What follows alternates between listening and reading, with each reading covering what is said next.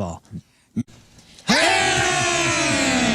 good morning, everybody. Monday, 9/9/24. Whoa. And we are here. Oh, right here. Yep. Together. All five of us in one room, ready to, just chit-chat. Right. Just a bunch of friends talking about things, maybe their weekends. How was your weekend? Everybody have a nice weekend? Oh, yeah. Yeah. It was great. Saturday at the Zero Prostate Run and Walk. Mm-hmm. Nice to see a lot of Team Rizz members down there. A lot of people just out in Tower Grove on a lovely, chilly Saturday morning. It was great. For a great cause. Perfect. Oh, man, yeah. I left the house 6:30-ish.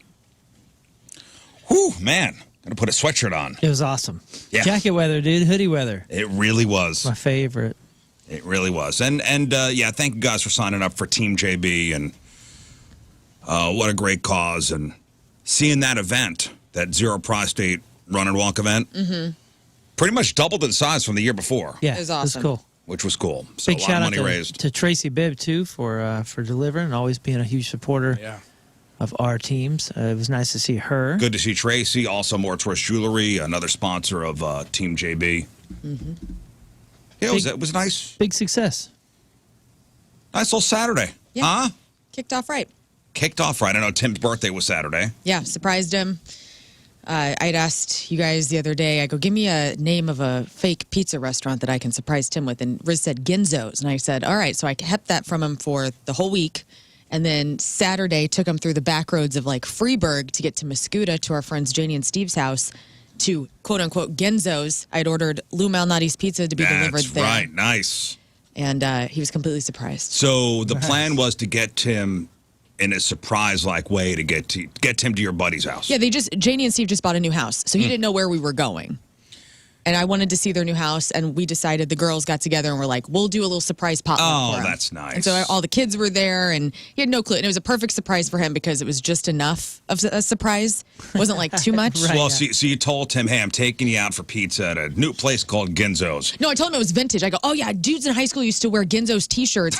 I told him, Why I was it a new place? it was to Told me- the story, I had a huh? whole backstory because he's hard to surprise. Like, he sees through BS. And so So you BS'd times 4. I said back in the day, dudes used to wear Ginzo's vintage T-shirts in high school. It was yellow with lasso rope cowboy lettering. It said Ginzo's.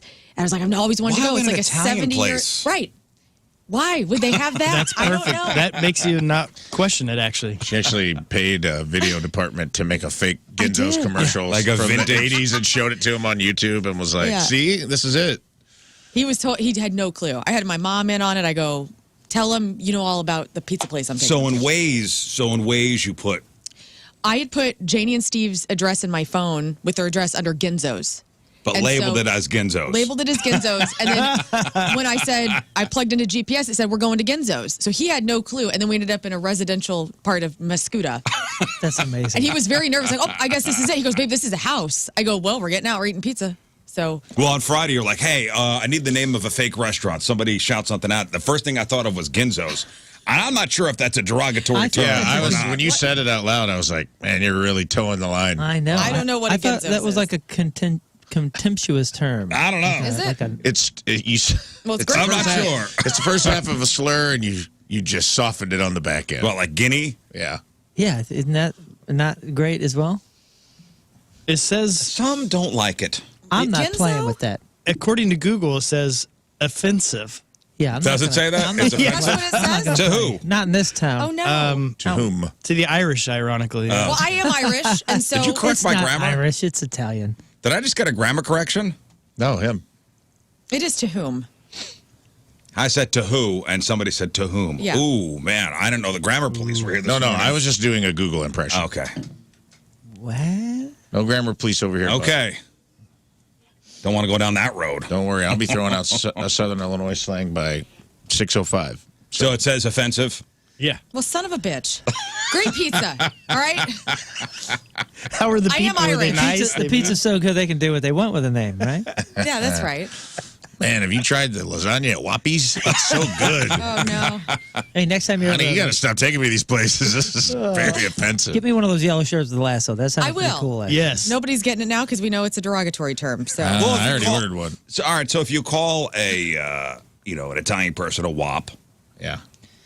they will take offense to that. I thought that was Sometimes. wet ass. No, that's without papers.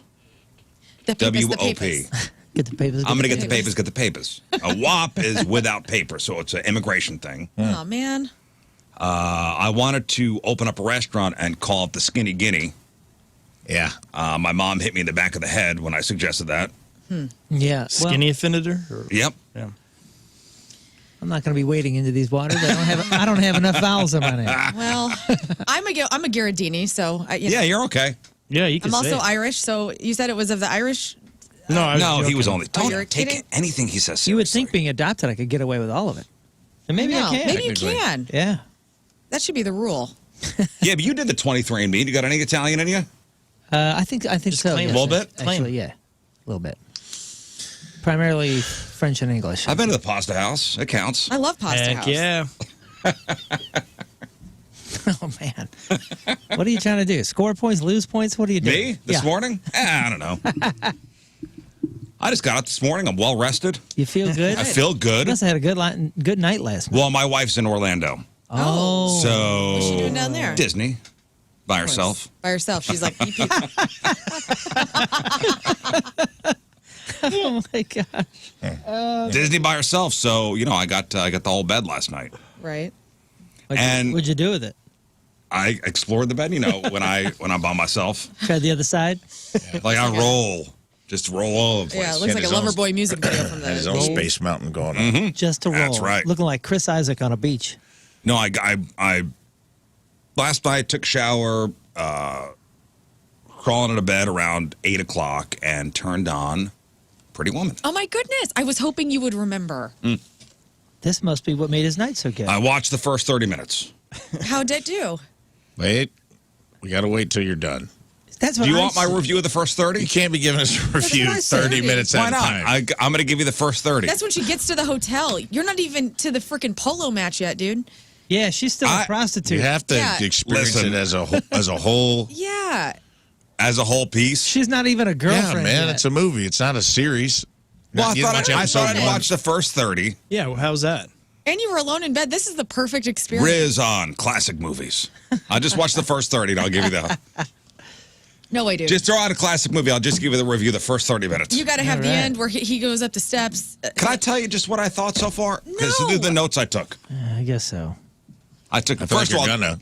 the kids came in the room. I go, "What are you watching?" I go, "Pretty Woman." You're like, I'm on my period. She said, "Mom's not here, right?" I go, "Yeah." Mom's here now. Dad is losing his mind. First off, it looks so dated. What? It does. But all She's of them do. such a cutie in it. Yeah, Dude, it is. You're if- watching an old movie. It's Dude. Oh, I know. I'm If just you try to saying. watch any 90s movies with your kids, It's like you watching Wizard of Oz and being like, man, the special effects were subpar. 1990. Yeah, I was about to say. I think that maybe even It's almost a 40-year-old movie. it's a thing. 89, 90. So it was Everything- filmed in 89. Everything's like halfway to sepia when you watch a 90s movie.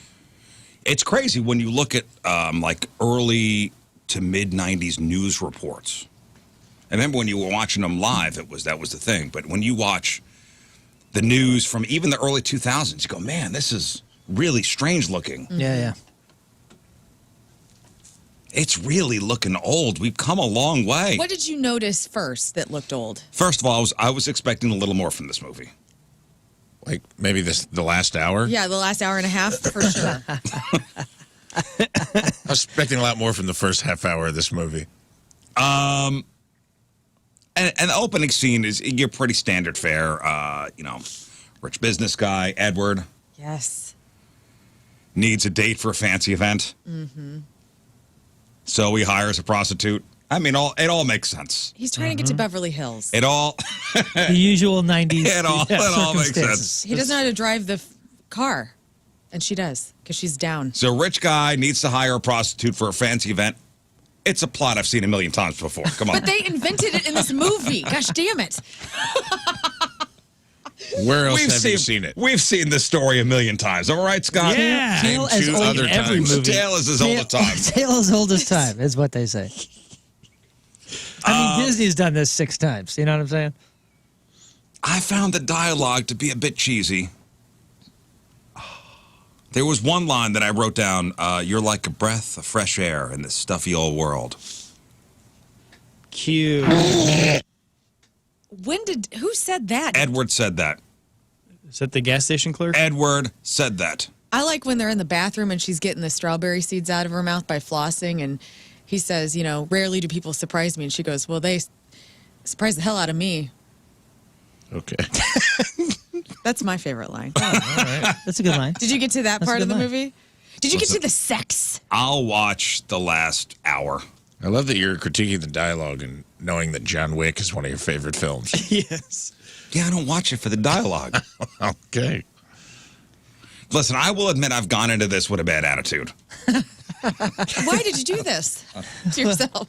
I'm going into this whole review Pretty Woman with a terrible attitude. Is there any other way? I mean, maybe I shouldn't have watched it on a Sunday night. When else are you going to watch it, though? You're definitely not doing it Friday or Saturday. You're having That's a good right. time. I was having a good time. Had a good time cool. Friday, had a good time Saturday. It's a Sunday movie. It's a Sunday movie. And I was going to watch it during the day, but football got in the way. Oh. Are you going to do the movie reviews, or are you going to do this every time? I mean, I did this unknowingly for Goodfellas for your birthday. I just went into it with a good attitude. I go, you know what? Rizz loves this movie. Everybody knows the lines. I'm going to watch it. So you capped off. You capped off football with Pretty Football Woman. Sunday. Well, you kind of, you stack the odds against it, if you will. But I will say, 90s movies in general. Go watch a whole slew of 90s movies. They're all very cheesy in a certain way. And here's my example. And I know you love this movie, but I rewatched it last week. I showed Mallory. She had never seen The Usual Suspects.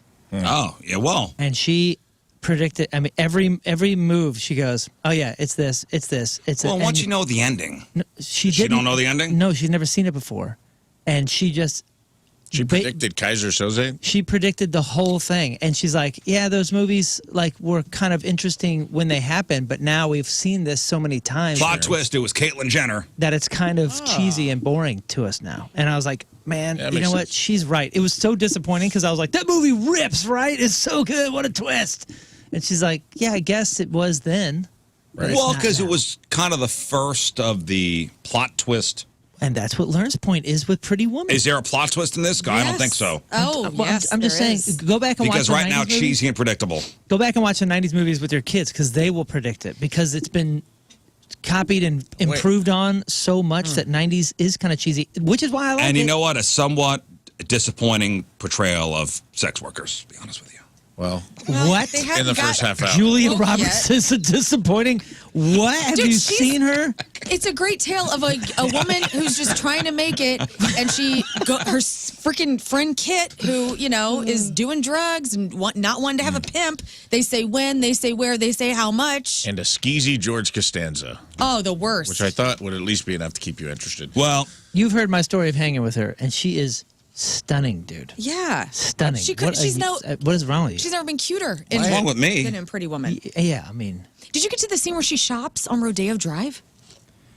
we're getting to that. I feel like we're ramping up to.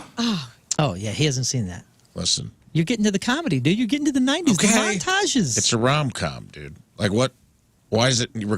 What plot twist do you require? What plot twist was in The Beekeeper? No, I'm saying, I'm asking, is there a plot twist? No, there's no M. Night Shyamalan twist. She wasn't. Okay. It's not the crying He game. wasn't She wasn't born a dude at the end. Spoiler alert. Was Gear a call girl? It isn't Pretty Woman with a question mark where she reveals she has a pee-pee at the end. the plot. It doesn't need to be. What if it was all these years ago? Nobody Pretty let Woman? it out? He goes up at the end. There's a very small question mark on the bottom. Tiny. It's not Whoa. When he slaps, Didn't see that when he coming. slaps the box of pearls, it's not actually her finger that gets trapped in there. Overall, I'm not impressed, okay? Get out of here. You ain't done yet. You went into this with a terrible I attitude. know. You can't overall anything when you haven't overall Overall. seen the movie. I know. I'm watching the trailer, and This era of LA looks very cool. It's a so Right. far. Yeah, dude, LA, Yeah. it does. I've never seen a movie, Like though. any of those like LA-based sort of 90s movies look fun. Yeah. They do. Michelle in the chat is very adamant against you watching this, which is very, fine, but it's one of the classic 90s movies, rom-coms. Pretty, whoa, man. Whoa. Whoa! very You're funny. asking me to be honest, okay? This is like, yeah, but you're reviewing the opening credits of the movie. Dude, go back and watch Usual When I Suspects. pitched the segment, I pitched a long overdue movie review where we all watch a movie in its totality that we haven't seen to see this very thing. Like, how does it hold up to someone who never saw it, who has no nostalgic connection to it? Will it hold up? Well, I'm telling you what the first 30 minutes did to me. Well, but what if the last hour really touches you in a deep part then of your soul? I'll give you the last hour review. I feel like you're not going to watch the last hour. I have to. I don't like that you're watching it alone either. I feel like you need at least one female Does my in the wife room. need to watch it with me? Yes. I feel like that's going to, Because you will see I something feel like I'm not going to give her. an honest opinion then. But then you get to see the crying. What do you you get to see mean? all the cool stuff. No, like, the contagiousness of, if she's laughing, then you'll be like, oh, Yeah. I respect her. Maybe there's something to laugh at here. And you'll kind of laugh along. And you'll get kind of a vibe from like a woman's point of view of watching that movie, instead of just eating spaghetti shirtless by yourself. I was not eating spaghetti last night. I shouldn't did be- that evening, yes. Okay. Shouldn't be weighing in so heavy. I did. I happened Dude, to. you I were happened home to alone eat in spaghetti bed. that evening. You were housing your mom's lasagna that you wouldn't share with us. Yep. Watching Pretty Woman, and I have a feeling, probably in a mud mask, That makes two of us. putting kilo cucumbers over your eyes, peeking through the holes, watching Pretty Woman, and I think you liked it more than you're letting on. I think you're protesting too I'll much. give you. You'll give us what? I'll give you an honest opinion. If I liked it, I liked it. I thought you were going to give us something positive about No. Were you excited when she took the wig off? it. Wig. Yeah, remember she's got the blonde wig in the beginning? Yeah, because I know, like, I've never seen seen so it. many scenes from the movie. Nothing is surprising. So that's a know. plot twist. Yeah, red. That is Like, that's one of the nothing twists. is shocking. Worst case scenario, it's peak Julia Roberts. Yeah, that's what I'm saying. She's so beautiful. Oh, so cute. The I'm not movie's into her. good. I don't know. Well, And I can't. Richard Gere and the gerbil thing. I can't get that out of my head Oh, either. you Well, that is hard and to get your over. That is, I gerbils. can't. That scene is not very long, Rizz. It goes by I'm very just waiting quickly. for that scene. When is it? Alexander I guess puts it's the in the. gerbils into Dude, no, I don't- guess that's towards the later half of the movie, I'm right? not sure Yeah, if I that's- feel more bad than I do for any human on earth than I do for Richard Gere. dude, What? Because of those two rumors. The rumor about the gerbil and the small I didn't hear Oh, that. I He's got didn't a know small that. dingling? He's- Oh, yeah. Oh, I didn't hear about that. Oh yeah, he like makes the lists and all this, and I Oh, don't think anybody's man. ever seen it. Somebody's seen it. He's seen it. Okay, so he and Is it a Jude Law bathtub with are Julia always on the Roberts? top of the list of like. So remember, we had a story about this. It all stems from Sylvester Stallone, who spread the rumor. Yeah. What happened to Oh. Jude Law? His Apparently, He's got a tiny penis. well, that okay. He seems like a very small man. Whoa! Just in general, like his What head. does He that reminds me of mean? Stewie Griffin. Anybody else? He's got a giant head. When you He's look so at talented. Jude Law, you think Stewie Griffin. Put them side by side. You'll see the I resemblance. will now. It's the shape of his head. I think so. It's kind of like a football. The more I'm sitting here thinking about it, Pretty Woman is just Crocodile Dundee for the gals. Here we go. Dude, Crocodile Dundee, what a movie! I know. That holds up. What a movie! But this is Pretty that- Woman and is the that same gal- thing. It's fish out of water. It's the same exact Hogan's movie. It's a just like instead of Yeah, and that gal was same thing, dude. Paul Hogan's a prostitute. And That's he's got- on a knife. One piece Yeah. on. and a Paul wig. Hogan comes over. This journalist is trying to get a story. Richard Gere's trying to get it uses as a date. They both fall in love with the hooker with the heart of gold. Right? That's what the story is. It's the same damn movie, and she's oddly and attractive. they're both good. And Paul Hogan somehow was 60, and he was attractive to women in that role. And then, oh man, you're right, dude. The '90s movies are Yeah, great. but you don't hear any weird rumors about Paul Hogan putting stuff up his butt. Well, that's because he's Well, carrying a knife. I've never seen. Why him do you with think his it's called a shirt on. Subaru Outback? Why do you think it all those Outback commercials? That's not a gear. This is a gear. You ever seen that movie he did after that about the That's not a prison wallet. where he dies and comes back and he's an angel? Yeah. Tell you what, What get you movie is right that? here. Does he have the hat on? He has like a little, he has a sock hat on. He did have a lot of hat-wearing characters. Now that you mentioned, Well, remember the movie where he wore a tiny hat on the side of his, That was awesome. like a tiny top hat? What was that movie called? Almost an Angel, maybe? Almost an angel. Seeing him with a button-up shirt on is sure weird. I want him just in vest. You remember the movie Heavenly Kid? That was like a quintessential 80s B movie that would be on my aunt's Polaroid that had like 3 movies on it because they would record them. It was like a dad that died and he came in the 50s, like a greaser, and he came back as an angel and had to help his son be cool. No, I don't remember this movie. I bet it's got like 1% on that. What's it called? Almost an Angel. The Heavenly Kid. Let's see what it's doing. Almost an Angel's 33% on the tomatoes. Not good. Crocodile. What do you think Crocodile Dundee got? The first one? The first one. Or the second? Well, the they're second both one? great. The second one's there in New York. Yeah, so he goes to New York and he's like, "What's this for?" And he leans out the window. It's a bidet, and he's like, "Oh, it's for washing your backside." And then he's climbing over the heads at the end of the one. What do you think they got on Rotten Tomatoes? Drastically different, by the way. The original, the OG, Crocodile Dundee, which came out when 1988. You got me there. I bet it was because it was on Betamax. It was 86. 86, close. I'll bet you that got 62%. 62%, 60%. Crocodile Tomatoes. Dundee. Anybody want to weigh in? Vote with your I'll heart. go. Can a movie get 1,000% on that? I was just going to say, vote with your heart, because this is over 100. I'm That going movie- 88%. He That says, movie rips. "What do you want?" He Scott- says he loves you. Tell him Rich is not the one. Or whatever he He says. said, "Don't marry Richard." Don't marry Richard. That's the best, man. 1,000%. I'm going 1,000%. Well, Scott, as always, 1% off. Wow. What did you guess? 89. He guessed 88. It's Deserves it. 89%. Great. Crocodile Dundee 2, which I think is good. You know, that's not an The music at the end of Crocodile Dundee in the airport too, man. It's all You good. remember the music?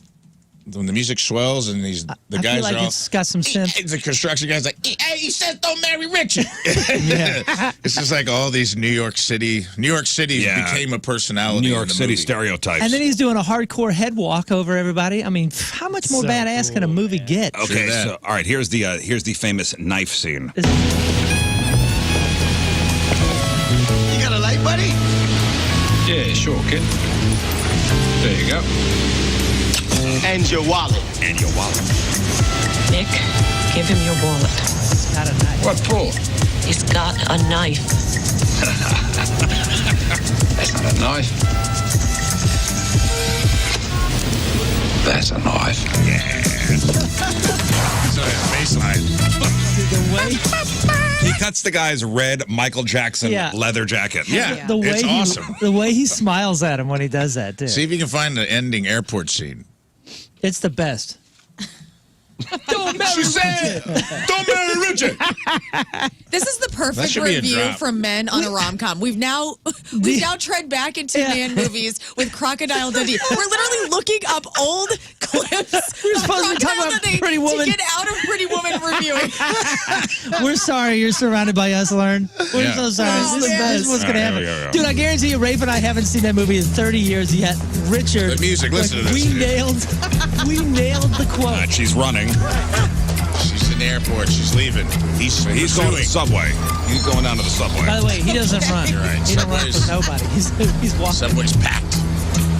He's going down to the subway. She's taking her shoes off to run for him. It's gross, by the way, That's running right. on the New York That's what City it is. streets. He goes, she said No she's shoes not on. going to marry Richard. That's the one. Why not? Why not? He's going down into the subway. She's got no shoes on, running on the disgusting New York City Oh my sidewalks. God. I got to watch this again. Dude, I want to see Just it. want to hear the part where it's all getting relayed through all these New York stereotypes. Well, while we wait, 89% on Rotten Tomatoes. Crocodile Dundee 2, 9%. 9. 9. I actually like that one. Then he followed it up with Almost an Angel at 33, and then went right to Lightning Jack. Was that with Cuba Gooding Jr.? I don't know. That got 6%. Ouch. I think I'm gonna fast forward here. Hey, by the way, there's another one called The Very Oh. Excellent Mr. Dundee. Yeah, there's a newer Yeah, one. there was a new one that was here it is, actually okay. pretty good. Big Dundee! What's up, lady? There he is. I gotta talk to that man down the end. The one in the black hat.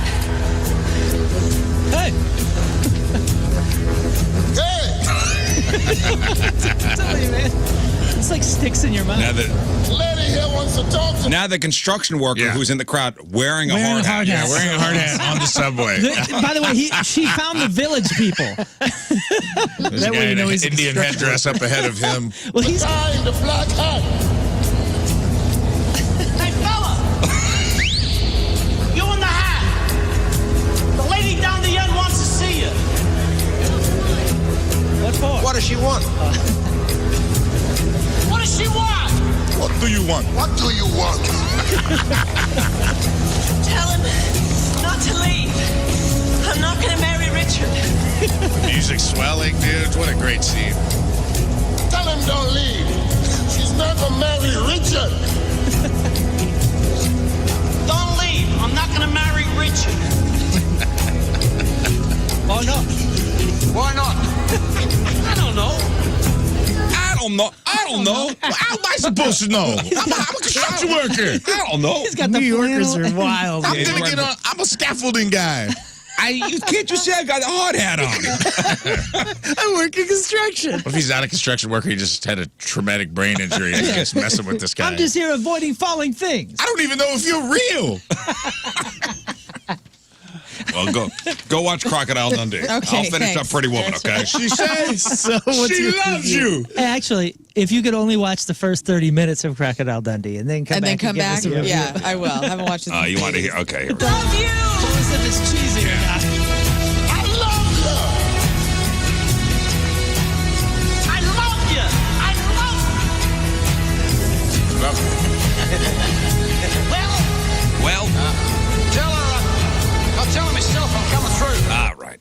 We all know how this ends. Hardcore He dancing. stabs her. Sad. Yep, with his big knife. That's not a knife. Leaves her Quite the bleeding on the twist. train It's the tracks. plot twist you need for a rom-com for Scott Rizzuto to Yep, watch. there we Well, go. I listen. I should have watched Pretty Woman during the day yesterday, but I was watching football because I was excited. Yeah, new season. The NFL season is upon us, It's a big and that deal. means the Pick'em Challenge, RizzShow versus the Fast Lane, is upon us. Now, Moon, Yes, sir. he has crunched the numbers. I've crunched them. Week 1, NFL, RizzShow, Fast Lane, Pick'em Challenge.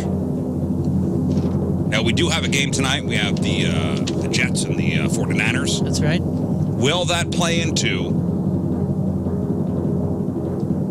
No. Okay, so we have a definitive Week 1 winner. Doesn't matter the outcome of tonight's game. We're talking teams here, right? Yeah, Fast Lane versus RizzShow. Okay.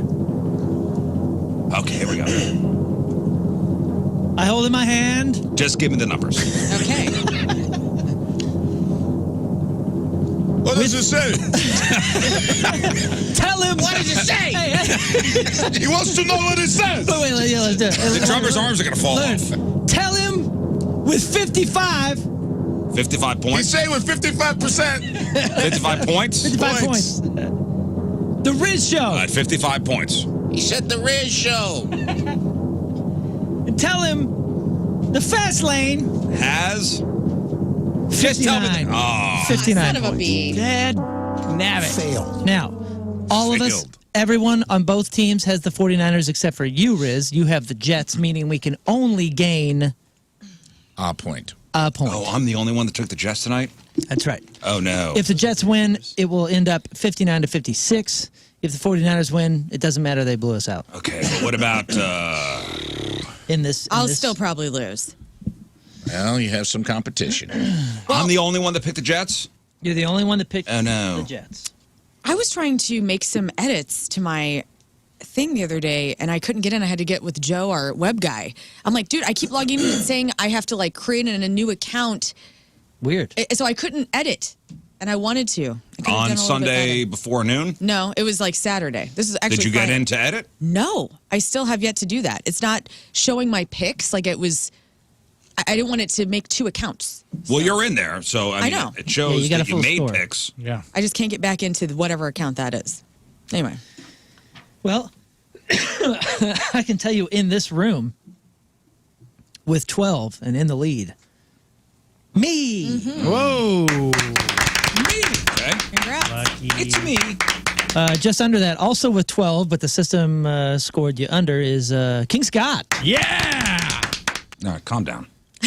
In third place with... I was just Wait a second. celebrating with everybody. My thing says you guys have 11. Do you have 12? Because if so, we're still in this. No, they have 12. Mine says they have 12. Yeah, we have 12. Oh, let me look. Let me look real quick. Let me reset. Leaderboard. With 11, Scott Rizzuto. Okay. 11. And with 10, Lern. Yes. Oh, so if you got the 49ers tonight. But also Rafe. Also with 10, Oh. Rafe.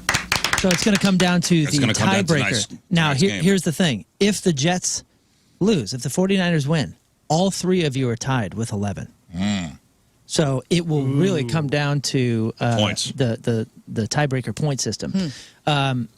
So with that, are we just shooting the one loser? Yeah, the one loser. The very last place. Yeah, That's yeah, it. Nobody gets double Yeah, shot. that's how No. you did last year. Okay. Nobody gets double shot. Okay, so if the Jets win, Then I'm good. I'm clear. you two, it's down to you two. If the 49ers win, it's down to you three. All right.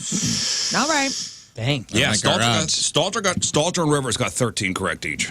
Yep. Gosh, dang it. And then Pretty Kerry Davis, jerks. BK, me, and Scott both got 12, or all got 12. And Marsh, looks like. Marsh, 9. Marsh kept us alive. Thank you, Marsh. Well, it doesn't matter. I'll tell you what, last year, this was a good round for the first week We did pretty well. for everybody because last year, 10 would have you in the clear. Yeah, in the 50s. You would never, if you got double digits, you weren't getting shot last year. And now we're on the cusp of getting shot with 11. That's wild. Yeah, if a team gets in the 50s, that's a good freaking week. Man. There were weeks last year, I think I had 7 and didn't get shot. Oh, yeah. There'll be weeks like that again. Mama said there'd be weeks like this. Usually well- week 1, you don't really know who's good yet. I feel like the scores are a little lower. Yeah, there's always a couple Yeah, that upsets. was weird. And I really think there was only really the only one that I missed that wasn't an upset was a kind of 50-50, and Stalter, I think Stalter and Rivers both picked the Vikings. I had a bad... But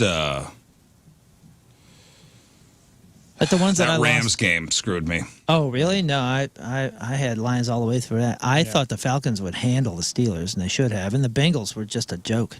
I picked the Rams like an idiot. I also picked, I think, the Giants. It was an exciting week, and the weird thing is, man, my 14-year-old son's now into it, and he started a fantasy league, and we're doing all that crap. So I picked the Giants like an idiot. I picked An the idiot. Giants. I lost the Giants. I lost the Patriots-Bengals game. Yeah, but everybody lost that. And I lost the No, I didn't. Steelers-Falcons game. You didn't. You I got picked the the you had the Patriots. Patriots and the Yeah. Steelers. And I was watching that, and I was like, ooh. You had the Steelers? No, I had the Patriots. Oh, okay. The Falcons should have. The Steelers. That was the are not Bengals. great. Especially when they started Fields. I was like, this is going to be a trouncing. Yeah, the Bengals were just Turns out the Kirk Cousins hype wasn't as blowing it. big as they said. Well, And the Listen, Bears, too, dude. yeah, that was a good game, actually. Yeah, not for the homeboy, though. Like, he played lights out. He looked like a rookie, for sure. Yes, I think they but- said it was hey, the listen. lowest quarterback rating of Oh, you any rookie winning their first game. He was Was it like with a the Bears? 55. Caleb Williams. Yeah, he had a terrible game. Oh yeah, I think it was the fewest. But they won, though. They points won. Their scored by an defense offense won. on a win too. They won, though. Since 2020. But I picked the Bears thinking, this kid's going to be That's good what out of the that's gate. what I did. Got lucky. Got lucky. Got on that lucky. I one. think special teams helped us out there. Big time. Yes, very much so. Special teams helped us out there in Chicago. But And the Titans aren't good. all three of our butts are on the line tomorrow. Go Jets, Jets. Go Aaron Rodgers. Hey, go Lions! That Lions defense. Phew. Yeah, again, the Lions. I'm not going to say go Lions because they screwed me yesterday. be But frightening. it's a long season. Got to admit though, it's cool to see the Lions kicking ass. Yeah. Listen, you got to admit it was nice to watch some football on Sunday afternoon instead of Pretty Woman. Yeah. I only watched the first quarter of the game, and I was not impressed, so I turned it off. I was like, the Lions Rams game. yeah. I watched 60 I'm going to minutes. watch the other 3 quarters later and give you the review the rest of the game. Oh, I see what you're doing. Okay, Rafe. I'll watch the rest of it. Moon, before the show today, was like, hey, is this somebody's birthday today? And you I was like, today's a day. today's a day. Can't 9-9. remember why. Today is a day. Well, today would have been my dad's 80th birthday. That's number one. That's what I was thinking. That's what you were thinking. Definitely. Happy birthday, D. Today would have been Dennis Rizzuto's 80th birthday. But did you know that September 9th is the most common birthday in the U.S.? Because September everybody's 9th, New banging on New Year's. Year's Eve. Boom, boom. the most common birthday in the U.S. And that's according to the Social Security Administration. It's number one. September 19th is next, and then September 12th. I mean, it has got to be a New Year's. Has It to is. be. It's got to be a New Year's thing. So many Virgos.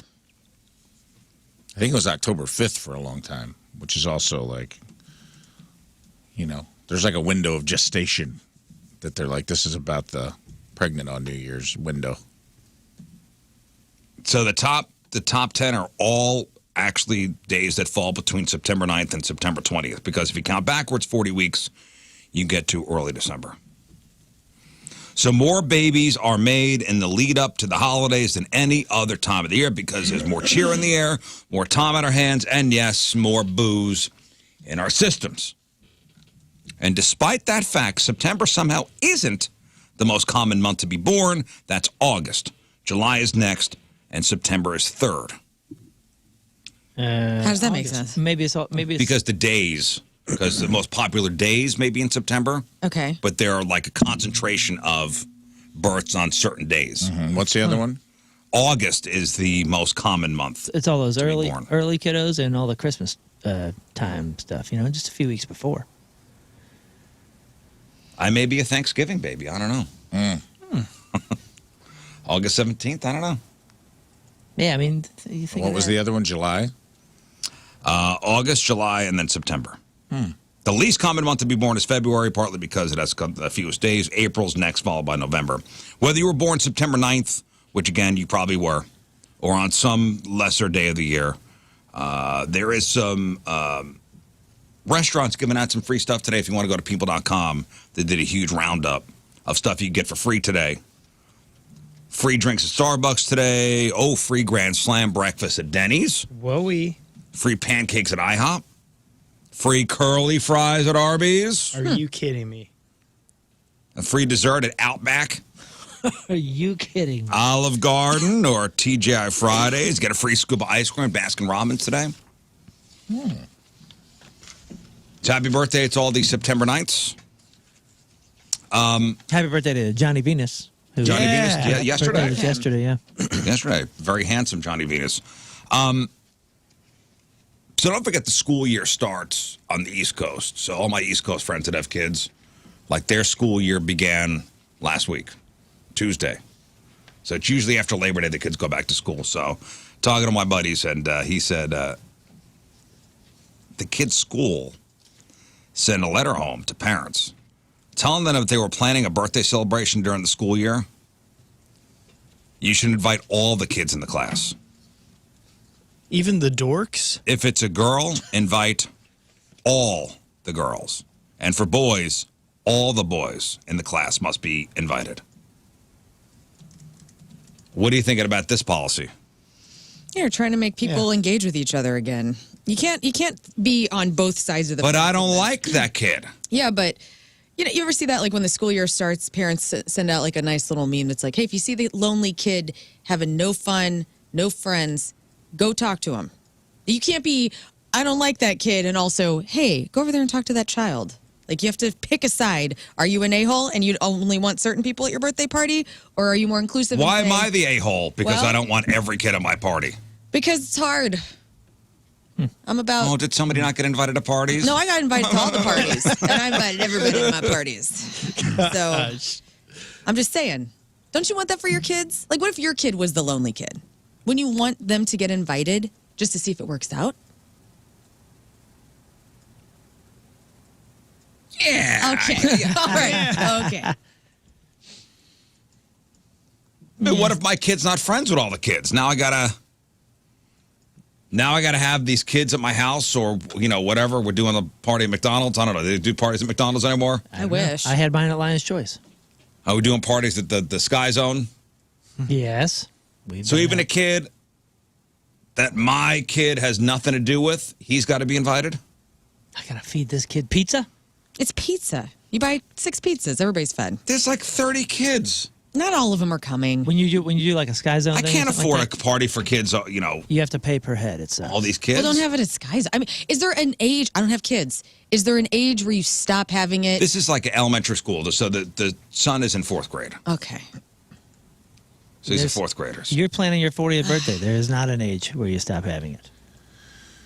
There will be a guest list. Oh, are you going to invite everybody from the office? I'm going to invite all my friends. What if John Kioski writes you a letter that says you have It to has to be invite everybody? inclusive. I mean, fine. Not everybody will come. Not everybody likes me. It's fine. Open invite to Hubbard, St. Louis, March 29th. You have to invite everybody in the office. I'll probably send out a mass email the Friday before. I think it's different when you're a kid, though, right?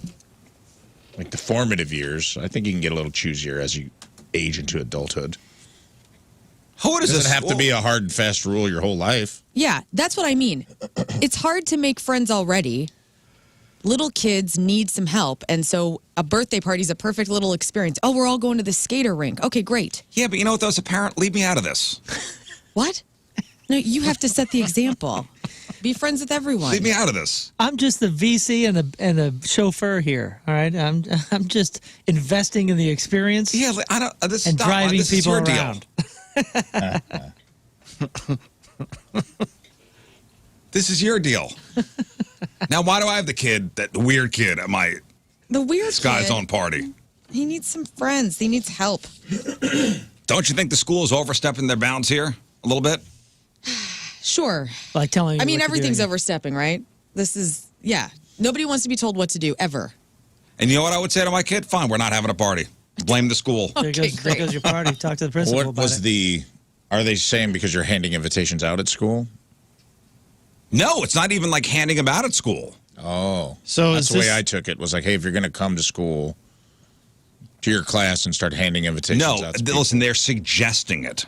They're suggesting. Oh, okay. Oh, suggesting. Okay. They're not. I mean, the school can't tell you what to do, obviously, Sure. or you will be arrested if you don't invite every kid. I think they're trying to help with mental health. I think they're starting it early and they're saying, hey, this might help set some people up not to fail, you know? Maybe make a friend, maybe not be a psychopath when you're older. This is like one of those steps that everybody gets all up in arms about and says, I want to do that. Okay, well then maybe you'll have some mental health issues with some people because they never got invited to a birthday party. I'm just saying that could happen. Well, you tell the kid that's not invited to be better. Stop picking your nose. Sounds like a great world that we Yeah, live in already. are we preventing future serial killers here, or are we maybe creating more? Because like you invite the kid that wouldn't have been invited, and then these kids pick on him anyway. At the party. Now he's getting picked Now on on at school wheels. and out of school. So I don't know. happen. This is a Yeah, it's kind of an interesting scenario. very interesting. But I guess you could do the workaround too, where it wasn't a birthday party; it was just a little Just to get to sleepover walls. Nah. Well, that we had. I don't know. camping I don't and like it. everything. I don't like it. You know, for every party that I wish I was invited to, there was a party I was invited to that when I got there, I was like, I don't want to be here. Well, sure. There was always Yeah, now we've made the turn. there was always like the friend that you're like, oh, you know, this kid's awesome in school. Yeah, we're friends. Oh, sweet, I got the party invite, and you get there, and it was just like a style of party or sleepover that you just weren't in. I remember, I forget the kid, but I remember the house, and we were in the basement, unfinished basement, concrete floor, and that's where we were all supposed to be sleeping, and all these kids had sleeping bags. And I didn't have a sleeping bag because I wasn't told to bring one or something. I don't know why I didn't have any bedding, but they didn't have any either. And the kid's like, there's a Power Wheels. Just sleep in the Power Wheels. And I remember sitting in this Power Wheels, it's like, you know, which is a tiny, tiny thing. And I'm sitting there and I'm like, I'm supposed to be sleeping? And I just remember sitting there all night, just going, man. what am I doing here? What am I doing here? Yeah. So that one I wish I wasn't It invited set you up to. for band life later, sleeping in a bus. Yeah, I guess it did. It Okay, really- good really point. set me up. Thanks You for invite being all the positive. kids. What if not all of them show up? That makes the birthday boy feel bad. Well, the birthday boy Right. he's got presents. He's gonna be all right. You're risking that anyway. Yeah, that happens. I don't know. It's just sad. I feel bad for all the little kids that like don't get invited because their parents have like set them up to fail. It's not their fault. They should be Well. invited. All right, fine. We're going to invite all the kids. All right. Very nice. Roll your eyes. I guess Cool. everybody gets a trophy. You don't have to do trophies. But inclusion's I nice. like it. We're going to the jump place, even though Mark doesn't know how to jump. Like, literally doesn't know how to jump. I just love that parents are like, teachers need to be security guards, mentors, Mental babysitters, Yes. mental health professionals. Don't tell me what to do with my kids. Like, well, which is it? No, they're Do we have yours to when do they're at school. everything, or When they're at school, man, they're yours. I think a good cutoff is like maybe high school.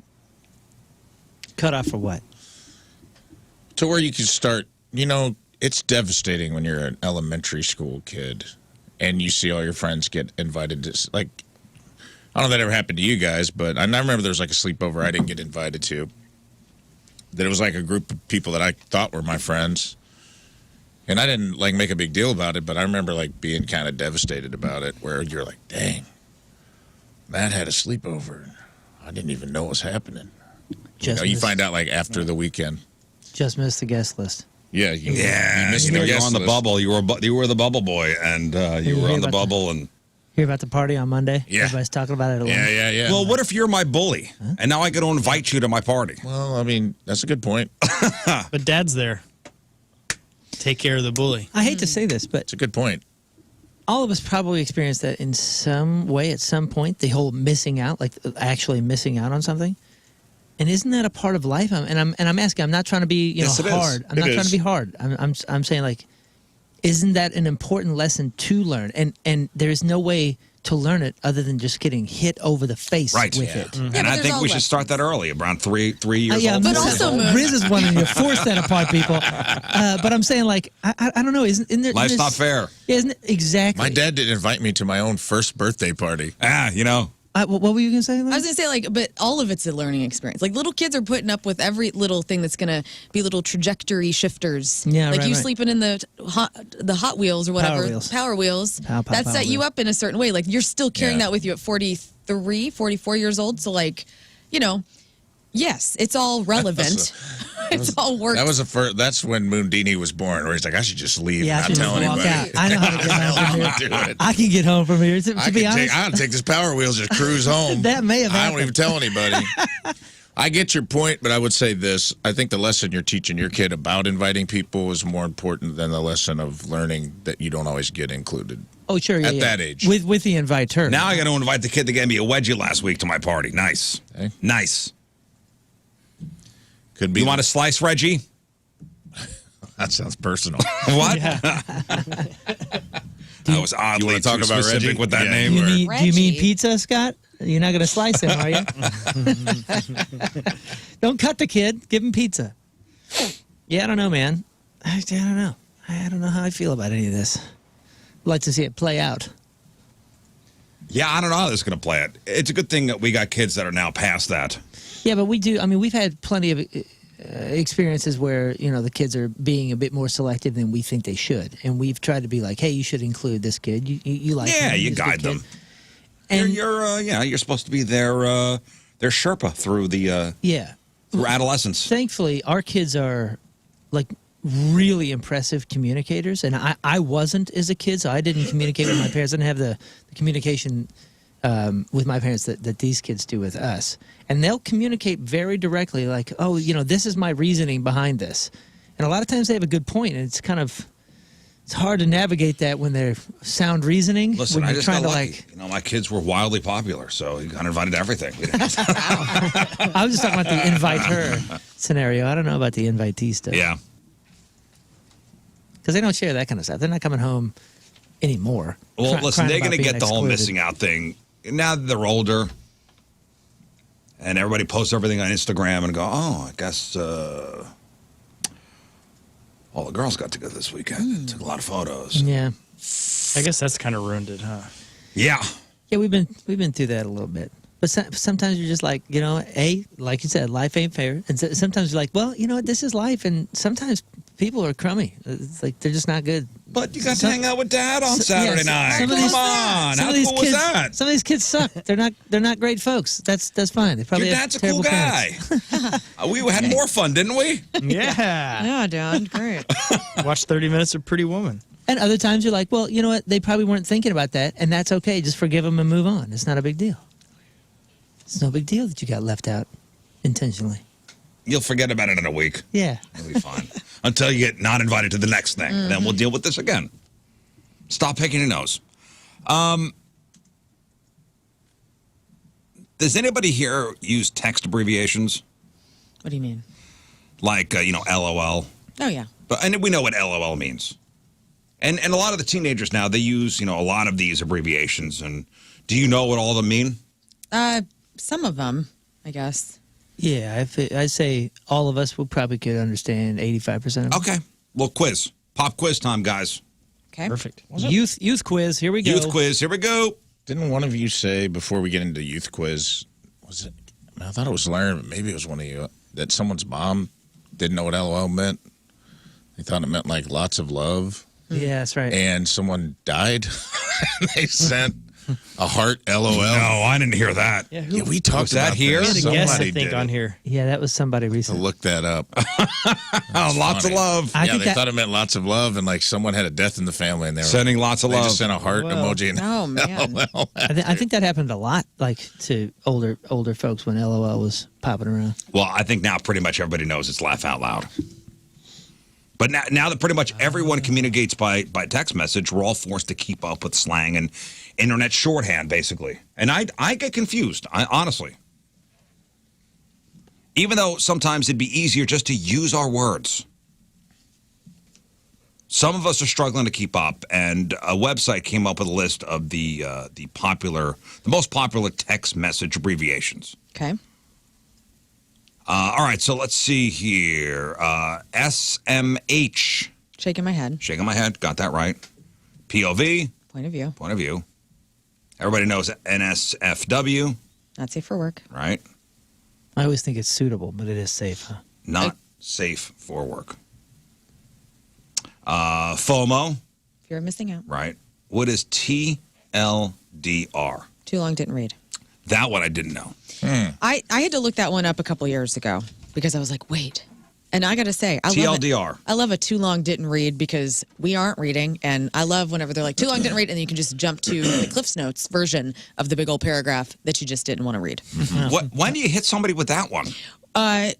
When you're going off, like when people are going off Queen and just letting it rip online, either in text or in a post. And then at the end or at the front of it, they'll say too long didn't read. And then they'll give you a synopsis in 2 sentences of what they're so mad about. All right, write this one down. Oh, whoa. Time out. Go back to that. So you're saying it's not a response. Somebody will actually write too much and then give you the signal of, hey, I knew that I wrote too much. Yes. Here's a shortened version. Yes. Right. It's like a passive-aggressive way of That's wild, isn't I it? didn't guessing realize that. And somebody's it's stamina. like the brief at the beginning of a term paper. Oh, wild. Right. The You know. summary. I have to see his total doctor.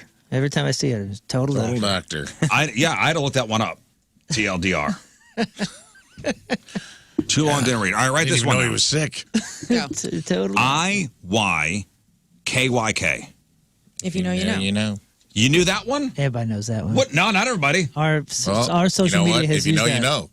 Yeah, our you social don't. media is If you know, you know. I didn't know. precisely. OFC. Of course. Okay. I didn't know that either. That sounds like a new football league. The OFC. IMO. In my my opinion. Yeah. IIRC. IIRC. Isn't that something with the internets? Isn't that like a What? code of some sort? If I really care? Isn't that No. a retail Oh, code? man, I don't know this one. IIRC. Hang on, let us guess. Irritable. Nothing. No. If I really, did you say if I really care? Yeah. Oh, if I, You got the first two If I words right. recall correctly. That's it. Really? Oh. Point for Rafe. interesting. Or if I remember correctly. It's one of those two, I think. If I remember correctly. If I recall correctly. If I recall. HMU. Hit me up. All right. Yeah. Let me see. AFK. Away from keyboard. Yeah. NGL. Not gonna Machine lie. gun. Not gonna lie. I thought you said M. I didn't thought you said Machine T. gun NGL. Machine gun Larry. How about this one, which Scott posts a lot? OOTD. Oh, outfit of the day. Outfit of the day. OOTN, outfit of the night. By the way, did you I see love my it. new one today? OOED, outfit of every day. I'm always looking for the OOTD of MGL because I want to see what Larry's I love wearing. OOTD. I love when I see people post them. I like seeing what people are wearing. I like posting them myself. IG? Instagram. Nope, I guess. I guess. I think Good branding. I think that's been superseded. If I saw IG, and I think most people would think you were saying Instagram now. Well, if it's in a text to somebody. I don't know. See, I didn't read the text. TLDR. Total doctor. Oh, that's right. TLDR, if somebody hit me up with that, I think you're rude. Yeah, Why? it is rude. It's passive aggressive, is what it is. Wait, If I wait, wrote something and you wrote back TLDR, but that's not what the. Wait, I thought That's not that's what it's for. Yeah, no. See, that's You what, would be writing it. That's like what if I say I got on Facebook and I wrote a long post about how grateful I was to get invited to Lern's to party. get invited to Lern's party and how much it meant to me that to have good friends and some long-winded post where you're trying to at the Pour your top you'd be heart like TLDR. It's good to have friends. I love everybody. Right? You're giving a synopsis of what you wrote. because for the he people who realized. don't wanna Why write it? You're going to love the TLDR, dude, because you don't have time for this. Yeah. No thanks, no time. That's me. TLDR. It gets you through. Or if you're complaining about something. TLDR, my coffee was cold when they served it to me at Starbucks. FWIW. But what it's worth. Yeah, for what it's worth. Are you sure? I've never seen that one. Yeah, that's correct. You guys are pretty good at this. I'm really bad at these things. There's certain things I understand that no matter how old I get, I have to resist. I have to resist the urge to not care and let it keep going. But this, I feel I'm fine. I'm missing nothing. I hate to sound Would not knowing the stuff? Yeah, I hate to sound like my father, but No, you're definitely missing out on stuff because when you don't write this stuff, but other people do. not to me. This Yeah, is but not you read affecting me. things. TLDR's big in Reddit. I think I'm passing. Yeah. I'm getting a passing grade. Yeah, I'm but not if trying to get an if A. you're on Reddit looking at stuff, I'm not on Reddit. yeah, And but you may be on Reddit one day. right, and I will have the knowledge for a passing grade. I'm not trying to keep up. I'm not trying to be the teacher's pet on this planet for that. For that, I'm okay. I'm getting a solid C. You don't have FOMO? I do have FOMO, but I don't care. I feel like I'm missing out a little bit on these things, TLDRs. No, I'm not, All right, you're good. I'm not going to roll down, hand crank windows like my father, but I'm okay. But you're stopping at Machine Gun Larry. Yes, I am. Machine Gun I've already Larry. forgot what that one actually is. It was in too. Oh, it is? Nachine Oh. Gun Larry. Yeah. Machine, And Machine. I didn't even hear it. God, Machine I'm Gun really- Larry. All right. No, This whole time, you guys didn't correct me. You just let me look a fool in front of the audience. And by the way, Yeah. Machine Gun Larry. Yeah. That's so cool. Machine Gun Is it Larry. not?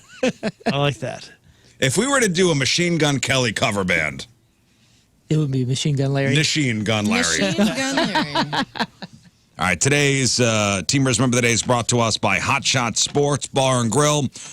HotShotsNet.com is a website from House Springs, Missouri. Mark Otto is our Team Rizz Member of the Day. man. Mark is a longtime listener of the Rizz Show and a proud member of the Pork Steak Army.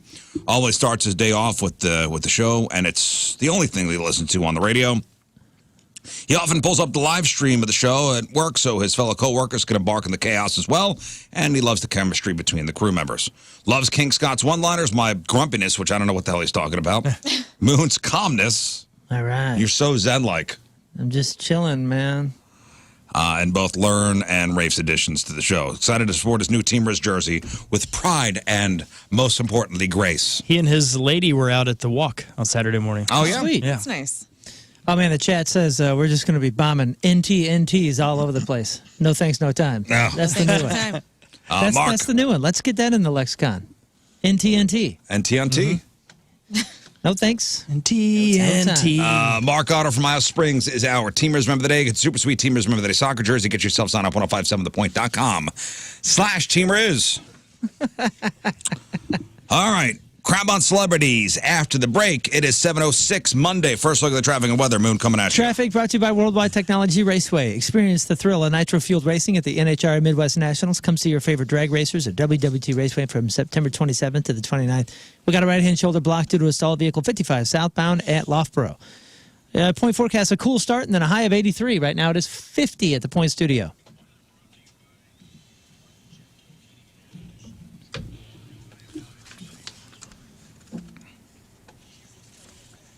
It had to be. Program phone number 314-624-3833 or 618-398-3833. The Make Ultra Studio Cams, 1057thepoint.com/Rizz. The socials at RiZZ Show. Your emails, RizzShow1057thepoint.com. We'll get to Crab on Celebrities here in just a moment, but I must introduce the man who just walked into the studio. Very quietly, by the way. Almost very ninja-like. Yeah, Shane. Yeah. Yeah. Ladies and gentlemen, Sneaking in, Shane. friend of the show, Craig Gass. Craig, it's been quite a while. It has been a couple of years. Oh, it's been a couple years since you've been to St. Yeah. Years since you've been to St. Louis, huh? No, really? A couple of years. It's been, I think, over 2 years. And since I went on stage at the festival you guys put together and made a very serious announcement that caught everybody by surprise, I said a very important announcement that need your attention. There's something terrible that's just happened. And it was something about Moon's penis. What, do you remember that? Oh, no. It I was don't know. something A lot about- of things have happened to it. So. They got caught in a lathe?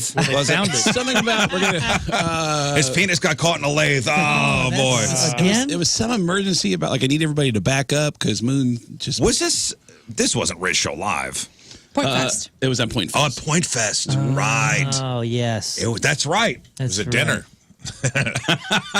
Yeah, the last RizzShow Live I think you were at was 2019. Yeah, it's been a few years. It's been a couple of years, and you were at Funny Bone this weekend. In Westport. Funny Bone, Westport. Half the shows, only half the shows, I was able to lock in Clownvis as an opening. Oh, yeah. So, yeah, Craig texted me last night. He goes, hey, man, Clownvis still doing the show? I go, yeah, Clownvis is on all the time. He said you would love to have Clownvis open up your shows this weekend. Yeah, him and I have talked on and off over the years, and he can only make the Friday, the 2 shows on Friday, and the 1 show on Sunday. But I'm doing 4 nights at the Funny Bone this weekend at the Westport Funny Bone. Westport Funny Bone. So Thursday? Thursday, 2 shows Friday, 2 shows Saturday, and then 1 show on Sunday. Man, that's a lot of Craig Gass. I'm stoked. I have a lot of new material that I'm really, really happy about. I filmed 2 comedy specials that are coming out in the next couple of months. The first comedy special, no joke, it's just me making fun of Kiss for an hour. That's the whole show. Just You're making fun of Kiss for an hour? making fun of the band Kiss.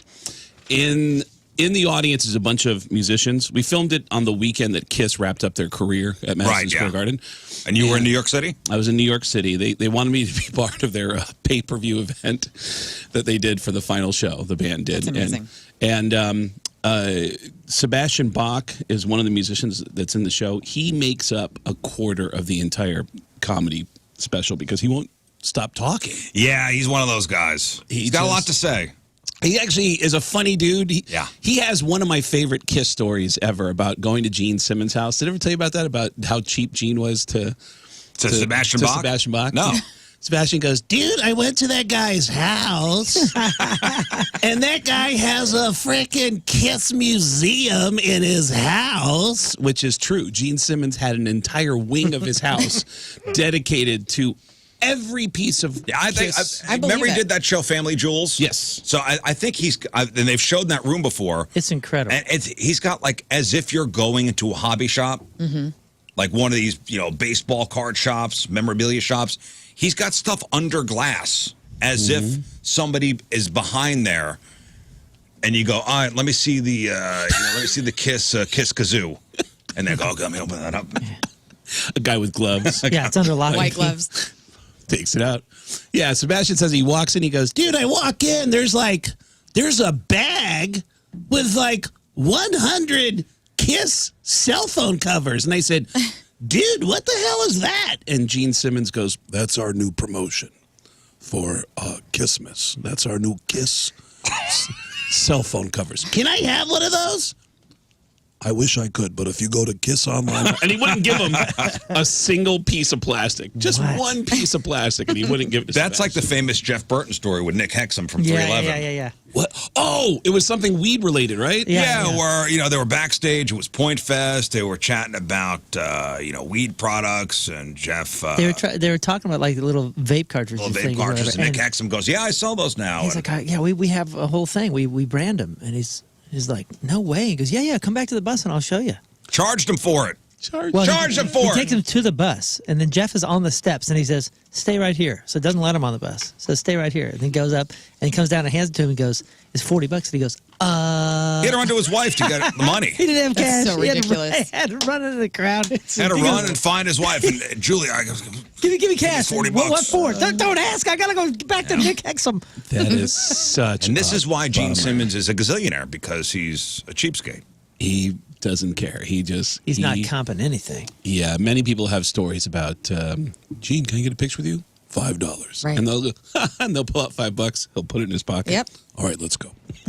Amazing, dude. He'll take the picture. He doesn't care. I mean, yeah, dude. My favorite stories are about Gene. So So one of your specials is all kind of Kiss related. It's just me making fun of Kiss for an hour. The other one is more of a traditional comedy special, and then I am part of a documentary on Netflix that's coming out next year about my old roommate, Mitch Hedberg. Oh, wow. And so That'll be out next month, you said? next year. Next year. Yeah, they're still filming. They got, everybody. Well, I mean, Mitch Hedberg was such Mitch is what a character. Such a sweetheart. And cited as a, inspiration for a lot of the new comics. Oh, you can see it in some people. Oh, yeah. I mean, it's Hear it. It's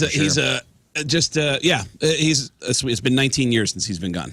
And there are people that I run into now who are now discovering Mitch, and they don't know that he's gone. They think that he's still around. Like it's because he's like the Alice in Chains of comedy. What do you mean? Because Alice in Chains is so good, but every band that Alice in Chains spawned is so not good. That's a great You know analogy. what I'm saying? Like, Well, I mean, everybody that's trying to do Mitch Hedberg is like a. It's you know exactly. I don't need to say anything more. He had a unique style. He's the freaking Alice in Chains, and everybody that sounds like Alice in Chains, Well, you don't want to hear anymore. In the world of stand-up comedy, our dear Rafe Williams here, he did comedy at a nudist colony. Did. What? Last weekend. Wild show. Okay, I've heard of Nudist resort. Yeah, I'm nudist sorry, my resort. bad. I've heard of gigs like Nudist this. resort. I have a friend who performed at a swingers club. Whoa! Well, in our area, we have a place called the 40 Acre Club. Okay. It's out, about 45 minutes out of town? Yeah. About In Lonedale. yeah, give or take. Out in the woods. It's Hot- a nudist resort. Hop, skip, and a naked jump.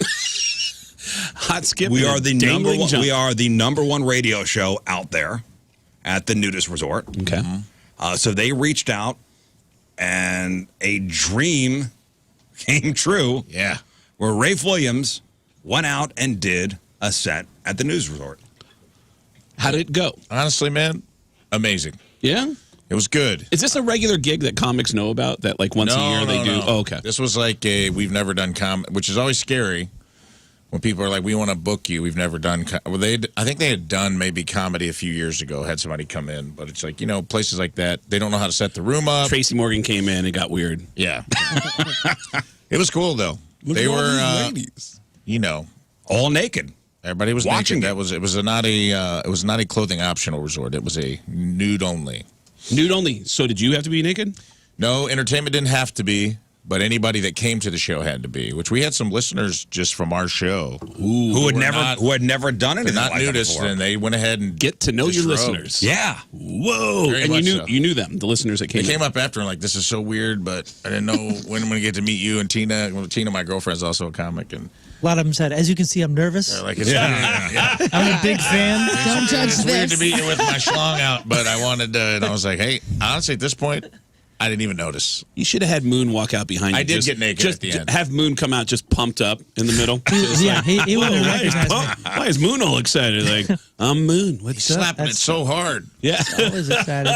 Did you hear me? Did get naked at the end? That's great. That's I did. incredible. I went in Rome, I was like, all right, whatever. So it was At a the end. weird gig, not a bad gig. Weird gig. Oh, no, it was great. They Went over were well. cool. I did a bunch of interviews before, made a little... Sat down with them and kind of talked about debunking some myths. We're in the middle of editing that video right now, but everybody was super cool. They were very Super chill, right? If you were to rank the worst gigs, what stands out as the worst gig you've ever had? Like the most uncomfortable worst gig? Oh, I did a chili cook-off where I got paid in sex toys one time. And that was not... Did you know that Honestly, it beforehand? wasn't a bad gig. It was just like, it was one of those things where they're like, there's payment. Trust me, there's payment. And I'm like, all right, I trust you. These are early on. It's like one of the first paid gigs you get. You didn't ask about how much. You just Well, heard. when somebody says, I'll pay at that I'll point. pay you, you're assuming it's with legal U.S. tender. Right. But I will tell you, yes, you assume that it's not. And the thing was, is they weren't packaged up either. They were like loose dildos in the bag. no. And I'm That's hilarious. So not even new. Oh, nice. I don't know if they're new or not. It was like a lady she sells these things out of her home. But I would say the worst gig I ever Oh, did. by homemade? far. Yeah, on eBay. I think it was Etsy. like one of when you go to the parties and someone's like, "Come to my true seduction Yeah, yeah. party." Oh, yeah. I That do was remember working at a radio station where I got paid in porn DVDs for That had to some be- That's ad. an internship. Yeah, it was some ad that I read, and I remember asking about it 2 weeks later. Like, did they ever send those porn DVDs? Like, oh yeah, it's in the hallway. And I went, and the box was empty. There was like all that was left was a couple of interracial. It's like, Wow. yeah, it's like there's weird gigs that you can get. Yeah, but but it's those uncomfortable gigs that I think are the best in hindsight. That's where you learn the most. Is That's when true. when it doesn't go well, and you'll always hear somebody laughing in the back when a comedian's not doing well. That's usually another comic. Yes, that's always another Laughing at It's you always not the other getting comic. laughs. Yeah, I Dude, did a show in Oklahoma City. Sorry to cut you off Oh, go there. ahead. I did a show in Oklahoma City. The guy who was opening for me, he's standing on stage and he keeps looking over to the left side of the stage. Something is distracting him on the left side of the stage. And then finally at one point he goes, I'm sorry, ma'am, am I that ugly you won't even look me in the face? She won't even look me in the face. Like, what, are you freaking blind or something? Oh, are you blind? And the whole room, the whole room just froze. And this dude made the biggest rookie mistake of his life. He tried to go back into his stand-up and he went, you guys ever go to Walmart? Everyone goes, who cares about Walmart? You just made fun of a blind woman, you son of a bitch. Everybody's screaming at me like, I'm sorry. Oh, so to launch back into his routine, it just wasn't. And nobody's pivot. laughing. Nobody's laughing except for me and one other comedian in the back room. Like, oh. Yeah, you got to pivot after that, man. right. Oh, I remember watching Dane Cook had one of the greatest, most entertaining bombs. He talked about it at this club we all used to work at in New York called the Boston Comedy Club. Dane Cook went on at 1:30 in the morning on a Tuesday night in front of 6 people. And one of the 6... What year was this? Oh, Paint the God, picture. this So was this is 99? before his Yeah. giant, I'm selling out 4 nights in a row at Madison Square Garden. Yeah, and it's all these comics that have now, all the comics that are in the room. But this is the early days of everybody starting to work on their stuff. And it's 1:30 in the morning on a Tuesday night. Dane's performing for 6 people. One of the 6 audience members, I remember, had all of his groceries on the table with him because we had a doorman. Bert Kreischer was our doorman. Mm-hmm. And Bert would stand in front of the club and just bark at people and go, hey, comedy show. You want to see a comedy show? You want to see? And somebody walked by and goes, I got my groceries. Give me the groceries. It's okay. No cover. Here, give me the groceries. I don't care. It's okay. Give me the groceries. I'll help you with the groceries. All the groceries just to get you in the door. So Dane Cook is on stage and he sees Bert Kreischer moving this guy in with bags of groceries and he goes, are those your groceries? And the guy goes, yeah. And I've got ice cream. like that was Dane Cook's fault. So Dane tries to muscle his way through this awkward set. Everyone's just out of it. It's 1:30 in the morning. Yeah. 6 people. When one of the 6 audience members, who is hammered, gets up, stumbles over to the restroom, which is in the corner of the club, closes the door, and starts violently vomiting in the corner of the room. To where the other 5 audience members are just like Because you can't concentrate when every 30 was seconds. killing. Yeah, you keep hearing this.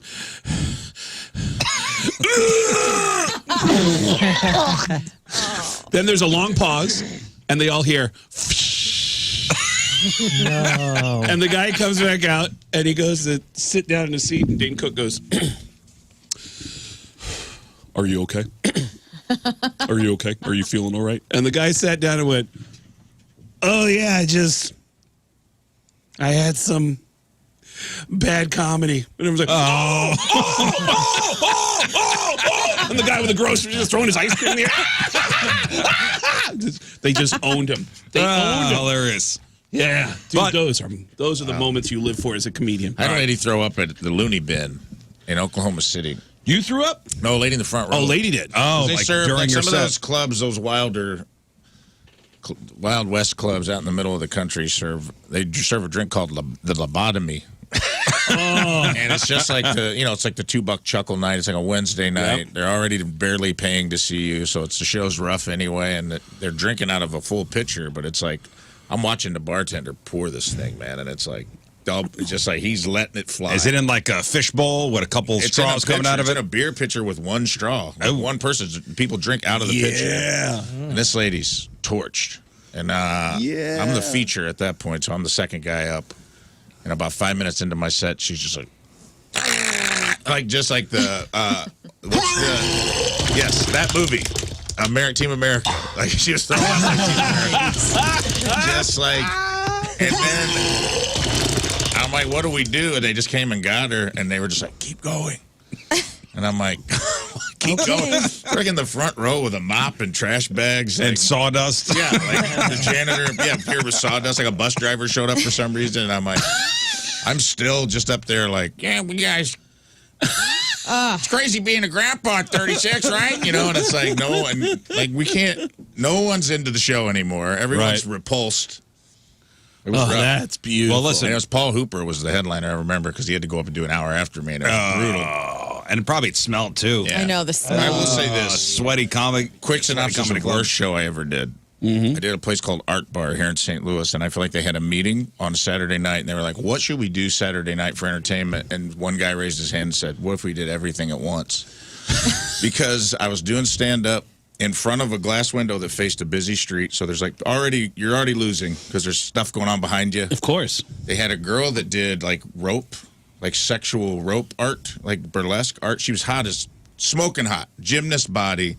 She's hanging from what do a they ring call and- those? The scarves? Aerialists? Yeah. They call those the So scarves? she's doing like The silks. The silks. She's doing the silks right here above me, in a big metal hoop, and she's like so beautiful and sexy, and has like a masquerade mask on, and she's like, so she's doing silks. That's sexy is not good for comedy. No, Or anything sexual. Just ask Joe Piscopo. Yeah. Joe Piscopo. got hot and he got fired. Piscopo got too hot and he couldn't work anymore. But dude, they were having like another art gallery. Matt Rife, by the way, is very successful. Yeah. right now. Yeah. You got to start sexy though. You can't. But sexual, like Bob Levy, Reverend Bob Levy, Yes. has a famous bit that he ends with where he pours like blue cheese on a woman's naked butt. And then he does like this simulation. And I remember seeing him do it for the first time. And he said, does any woman want to have that happen? And some girl goes, I will. And he goes, you? And she goes, yeah, I'm a slut. And the whole crowd just kind of paused and looked back. And this very attractive woman came out of the crowd to get up on stage and take her Yeah, it skirt wasn't off. the same. And it wasn't the same. He does that act, and everyone's like strangely turned on. And he goes, all right, you guys ready for Craig Gass? And I was like, what the hell is that? Well, But sorry. so continue. aerialist, Oh, yeah, sexy we're ready. woman, sexy mask. Oh yeah, so sexy mask. There's an actual painting art gallery showing happening in the back. So there's like people buying art in the back, having like cheese and cocktails. A whole separate event that I could see Pass-arounds. happening. You're competing with charcuterie and silk? Yeah, No, dude. you're competing with pass-arounds. There's a dance party in the basement of this place that it was like a Renaissance themed dance party. So it was like people were walking through in togas, and then all of a sudden this dude emerged from this party, like in a toga with fake horns on his head, playing a pan flute in the middle of my set. Like, What? swear to God, dude. At one point I was like, this is going so bad. I just want it to be over. And this guy, almost like I manifested him. He came out and he had one of those like is it Yanni who plays it? George? No, it's Zamfir. Yeah, Zamfir from the pan flute. And he was like dressed like a goat. It was like some kind of like weird Nordic themed Some party. Pan's Labyrinth crap. Yes, and that's exactly what it looked like. fawn. And he came out while she's doing silks and there's stuff going. There's guys selling a painting and eating charcuterie. And this guy's like, and he's like going and he's dancing through the audience like it's Seder.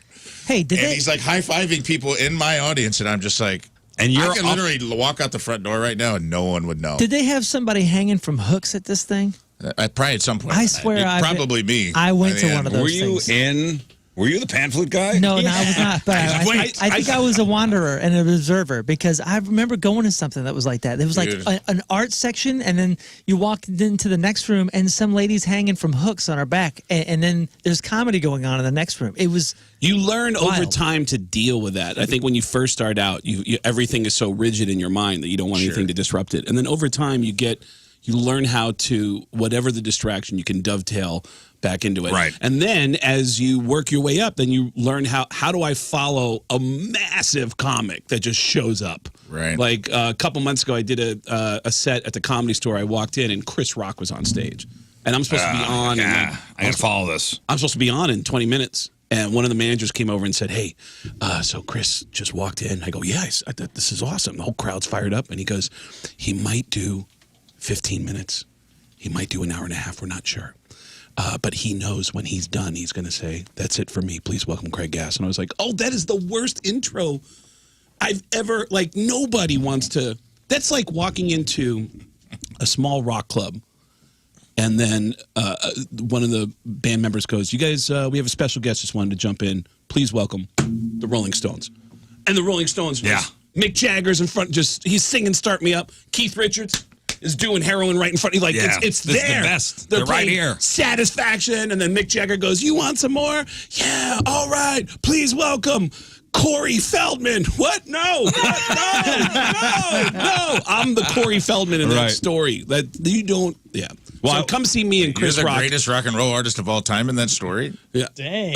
We love Corey Feldman on this show. I will say. No, Chris Rock is the greatest. I will say that you opening up for Pantera in Minnesota. Oh. And we'll get to that. I pulled all the audio. I got into trouble. I have the entire set. I had to cut it down a little bit, but people took what I said very seriously. I got the meat of it, but we'll chat about that in a little while. I'm at the Funny Bone in Westport this weekend, Thursday through Sunday. Clownvis is going to open up half the shows because there's a major clown nudist event that Rafe is headlining this weekend. Sweet. And Funny Bone Westport. All right, I do want to get to celebrity news. All right.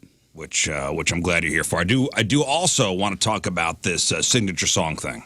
So every band has a signature song. All the most famous bands in the world have a signature song. What would you say Led Zeppelin's signature song is?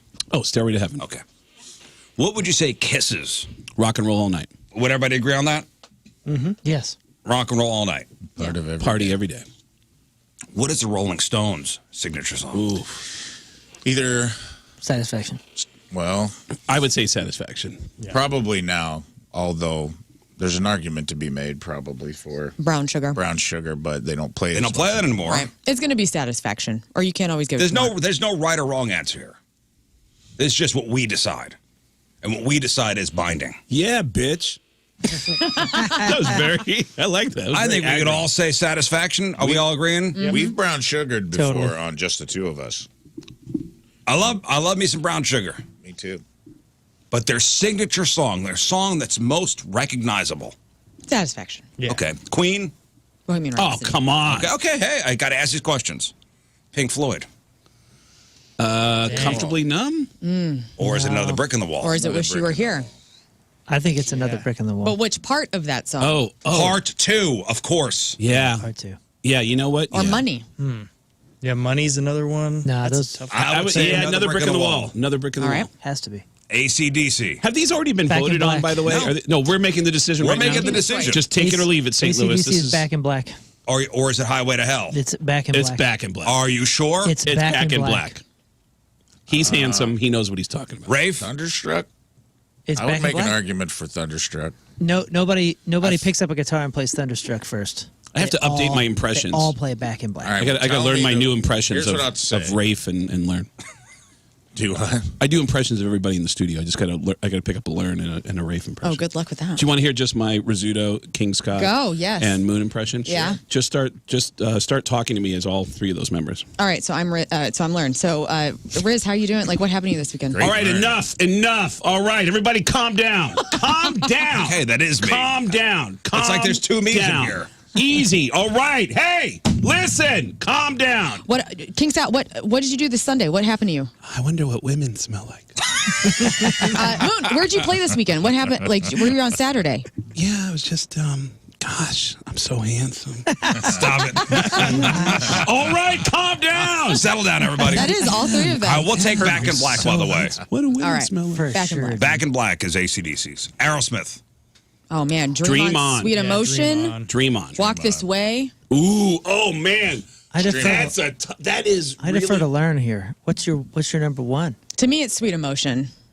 I think that the talk box. I think there's the ones that we love, and then there's the undeniable. And the undeniable ones are the ones that we as fans might be a little sick of. Right. So it's like, ones yeah. that people think of. Like, I mean, Yeah. I hate to say this, Dream but it's on. probably something later. It's not the 70s and 80s stuff. Oh, it I might be even disagree. like. I have written down Sweet Emotion. I'm not saying the favorites. I'm saying, but like the whole world, which You know involves what? a lot of young people that probably only know like Crazy and the Walk This Way Armageddon. made craze. them Love in an huge. elevator.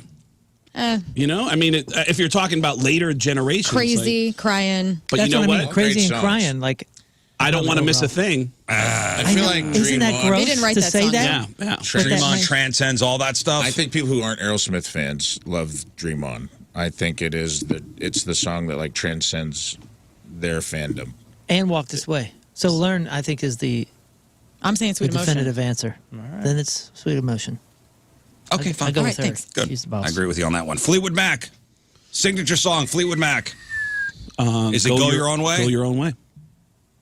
Yeah, probably. I mean, is it or is it a Or Stevie? is Is it Dreams? Is that stupid skateboarding song? that's Dreams. Dreams. No, it's Go Your Own Way? It has to be, right? All right. Stupid skateboard. I'm waiting for you to mention one band that I know is going to be impossible to decide.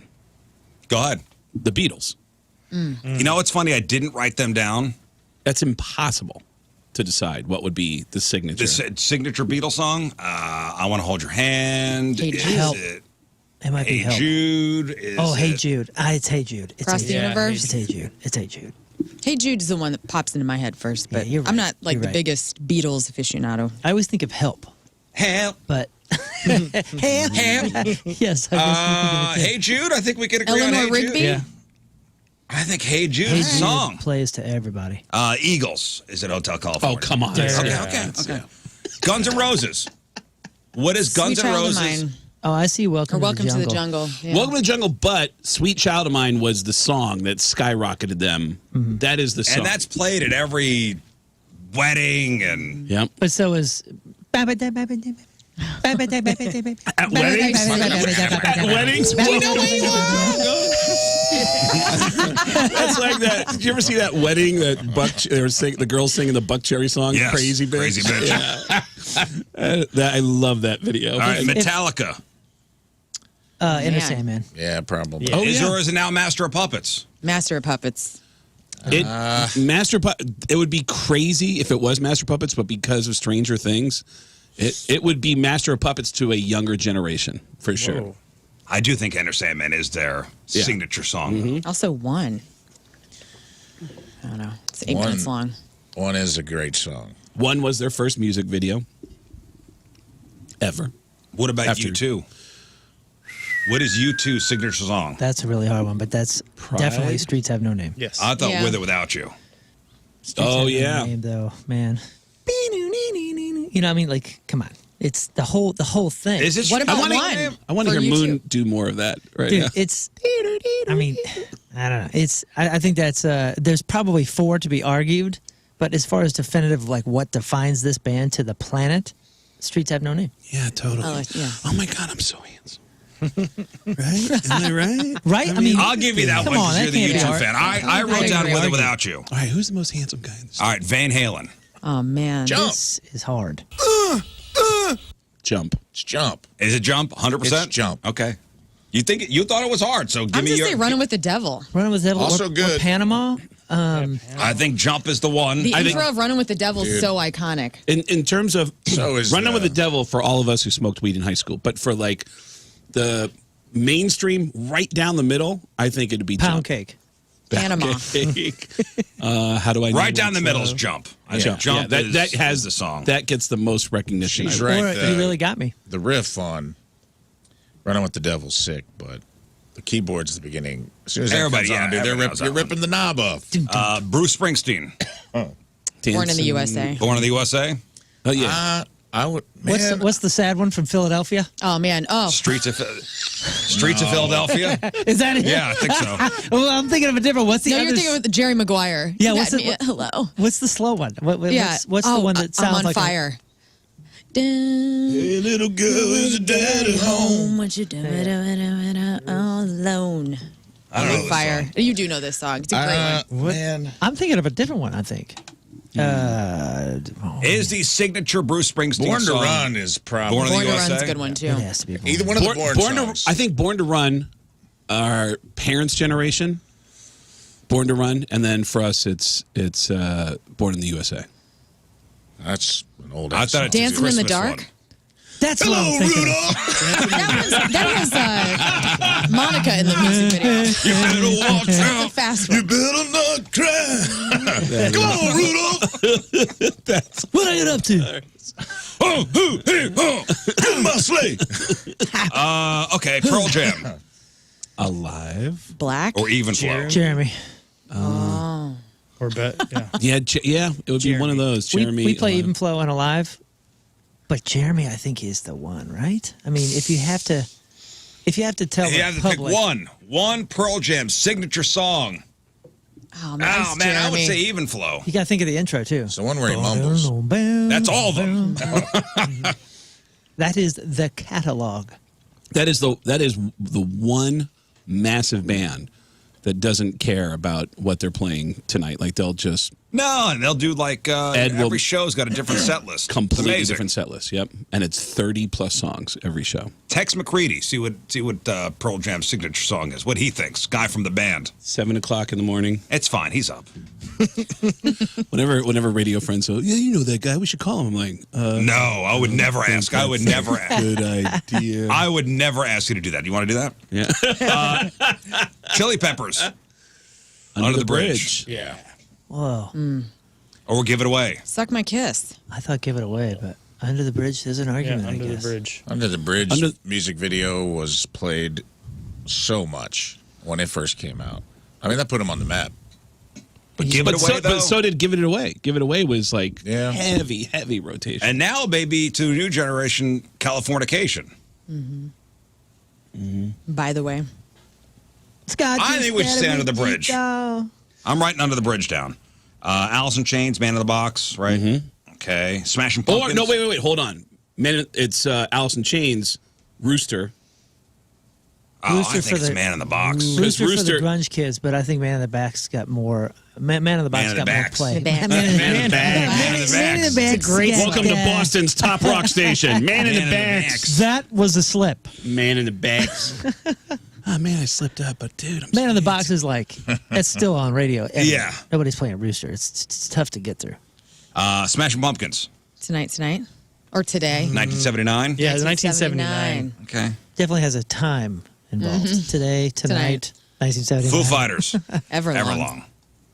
Hero? My hero. My hero. Oh, I think Everlong's the one. Their new one. Yeah. The new Oh, their new one, yes. Rafe on behalf of the record label.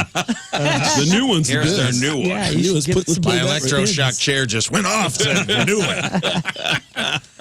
And finally, Linkin Park. What is Linkin Ooh. Park's In the end. signature song? I want to kiss my skateboard. Crawling. I think it's In the End. Might be, Numb, Crawling in the End, or One Step Closer, because that's what put him on the map. Yeah. Yeah, but in the end, though, My bad. the One Step Closer got them on the radio and got people to listen. But in the end, I think that's the song that is crossed over to, adult contemporary, and I think the Arch plays in the end. What? Oh, really? Yeah, maybe you're right then. Yeah. Well, There's think a lot about of it. them. Think about it, okay? I'll be debating all these. All these titles at my shows in Westport at the Funny Bone. Oh, when's that? Thursday through Sunday. Oh, Clownvis. Clownvis is opening half my shows. How about that? How about that? For the Friday and Sunday shows at the Westport Funny Bone. All right, let's do Grab on Celebrities. If you didn't know, Craig Gass is here. We'll get to the Pantera story where I caused problems with Pantera. well, fans. they had to issue a statement. They did. Which, before they issued the statement, I got involved in the pile-on because I was anonymous up until the statement. So I saw people talking crap about me all over the internet, and I started joining in. I'm like, yeah, screw that guy.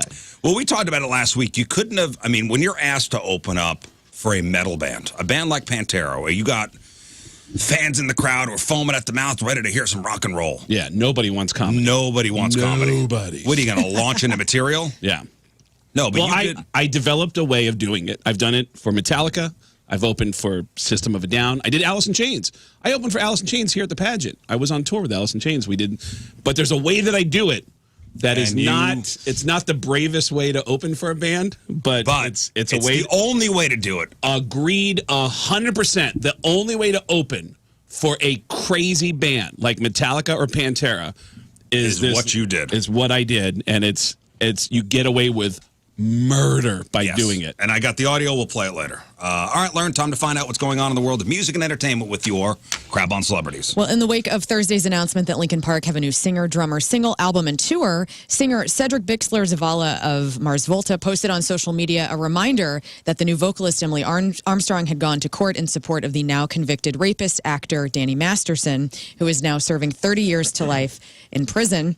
A dude from Mars Volta put that thing out? Oh, yes. Whoa. So knocked out a singer. Knocked out a fellow singer. Another musician. Whoa. In his what about the code, bro? He called Armstrong the band's corny-ass singer and said that his wife, Chrissy Carnell Bixler, was among the women who accused Masterson of sexual assault. Oh, well, there you go. Emily Armstrong soon responded to the allegation, saying on social media, several years ago, I was asked to support somebody I considered a friend at a court appearance and went to one early as a hearing and an observer. Soon after, I realized I shouldn't have. I always try to see the good in people, and I misjudged him. I've never spoken with him since. Unimaginable details emerged, and he was later found guilty. To say it as clearly as possible, I do not condone abuse or violence against women, and I empathize with the victims of these crimes. Good for her. That's a great statement. That is a solid statement. Yeah. So, I mean, you get announced on Thursday, you're the new singer. Immediately, things come out. Well, you know what that guy did? Yeah. Now your entire past will be scrutinized. Yes. And, what does everybody in this room have to? I got nothing. Really? Go ahead. Look me up. I don't know. Well, you guys tell me. I stay home. What has Rizzuto got? I have Nothing. all of it. Rafe's been naked a few weeks ago, like whipping his schlong around at his comedy shows. Lern has. What's Lern hiding? What do you Multiple think? cats. Ooh, What do you think, Craig? Cats. discomfort in her face. She has dead cats in freezers. By the way, I texted everyone here. Can't wait to see you, except for Lern, only because it was late at night and I didn't want. Oh, Do I have my notifications silenced? I didn't want to. I didn't want to text her late at night and be like, "Can't wait to see you." Can we see? I was like, "That's gonna be weird, right? That's gonna be weird." You can always text. Tickets to Linkin Park's September 11th gig at LA's Kia Forum sold out in less than an hour. We all knew that was going to happen. And their new album, From Zero, arrives to us on November 5th. They're doing a world tour with 5 dates. Right. Or 4 dates. There's going to be more, though, announced. People are speculating. Yeah, I think it's a teaser just to see how it sells. Right. Oh, I mean, of course it's going to sell. Oasis management might regret giving Liam Gallagher control of X account again. Fan asked Liam if the rumors about the new Oasis album were true, and he replied, yep, it's already finished. And when another fan asked him to describe the new album in one word, he replied, turdos. Now, I love this guy. Craig, you have this uncanny ability to get into places that people normally aren't able to go to. Like I've seen on the sidelines of the Super Bowl, there's Craig Gass, like on TV. During the Cubs World Series win, you were sitting somehow behind Bill Murray. Bill Murray showed up right at the end. But yes, I did get snuck down into the seats right behind home plate. And it was Eddie Vedder, 2 rows in front of me, John Cusack. Wow. Amazing. And then Bill Murray showed up right at the very end and just leaned on me. And I had no idea that he I was actually annoyed because I was doing a Facebook Live, and then I was trying to get the last out of the Cubs winning the World Series for the first time in 100 years. I turned around, and it's Bill Murray, and I wanted to stop and go, I love you. I love you Well, so I want to much. see you get into a Oasis show. Oh. Yeah, I don't know if I know anybody with Oasis. I mean, I might, but... We can carry a ladder. Yeah. Yeah. It's always The ladder mine. works. Yeah. Yeah, if you're carrying a ladder, you can get anywhere. Yeah. I have a friend in Arizona who always says, my favorite thing about hanging out with Craig is the stories of like, I don't want to hear Craig say, I got a ticket, we're going. I want to hear Craig say, all right, listen, I got a ladder. I know there's no exit. We're getting in. You'll get in. We're getting in. I got an 8-foot ladder. You on one end, me on the other end. We're This is getting in. easy. There's no security in that exit right there. Have you been able to get into a Taylor Swift show? No, but I found out I was in the same city as Taylor Swift, and I thought, do I know anybody? And I did. I knew the tour manager for the opening act, but it was also the first show of the tour, and I thought I shouldn't hit her up for the first, so I didn't even Right. bother.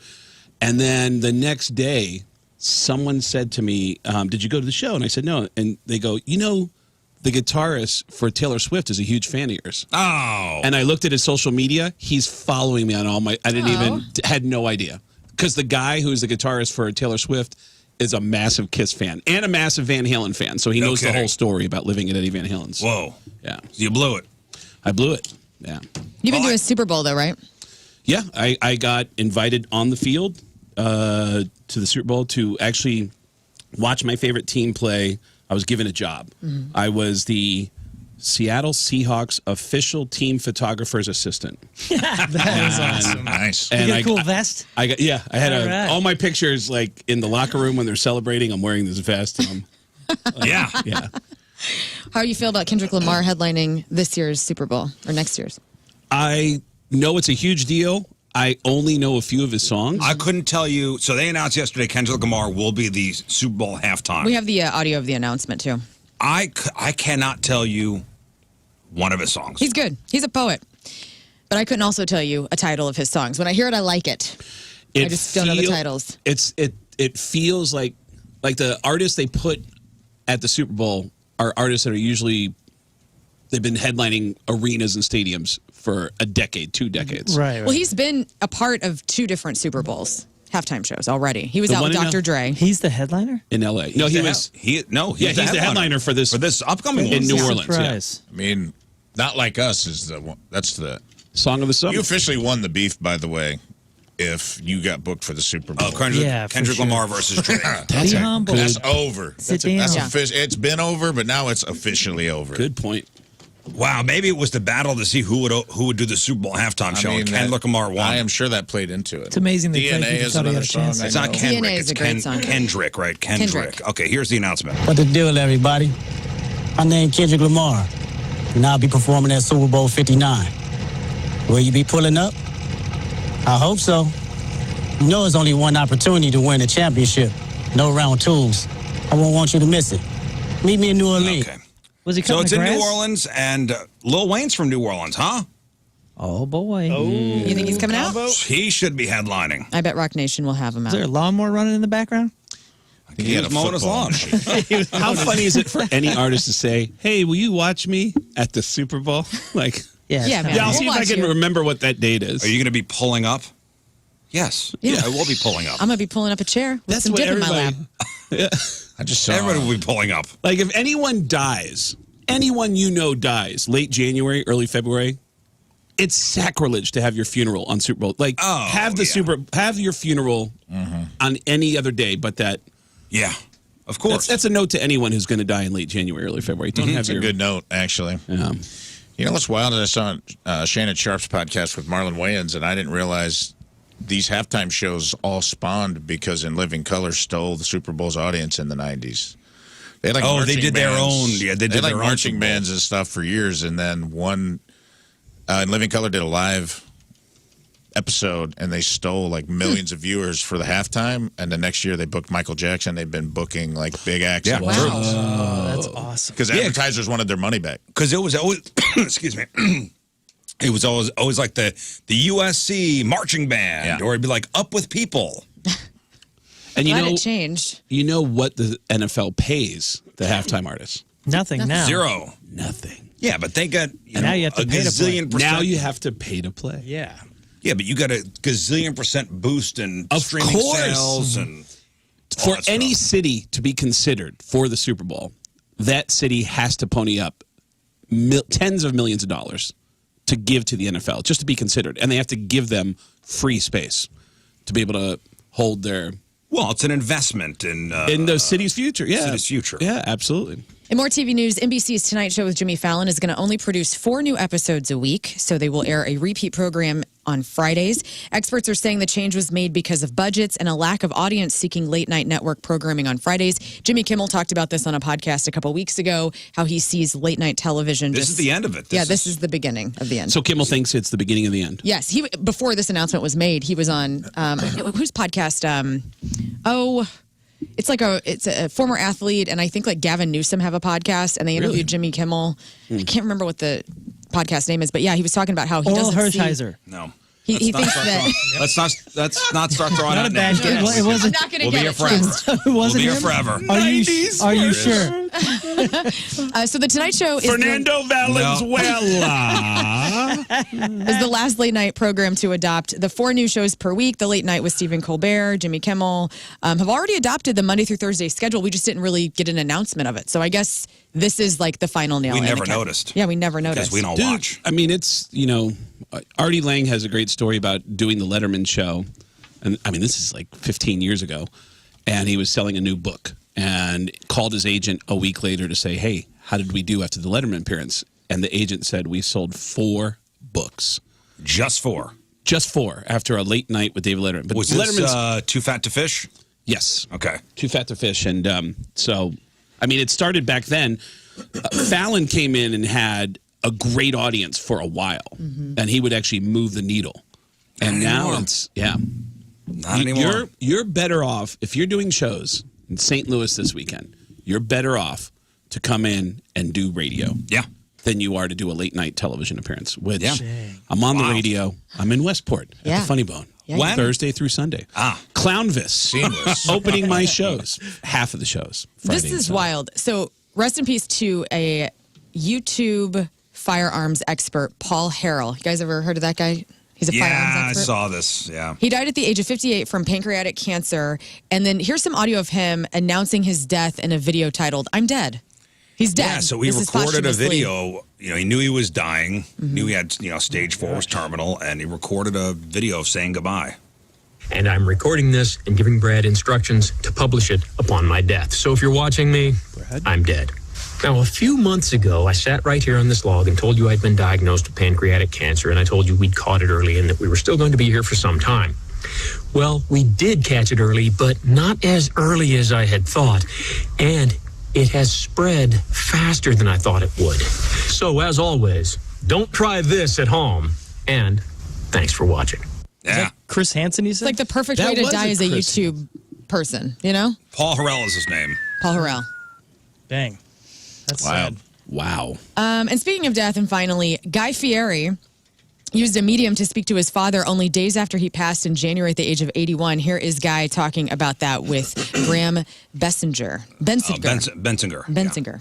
I mean, it screwed me up. I mean, I was few days of, I don't want to talk to anybody, I don't want to see anybody, just leave me alone. And she starts depicting to me things that nobody in the world would know what's going on. I mean, it is goosebump city, what I'm telling you. Things that I said I wouldn't do.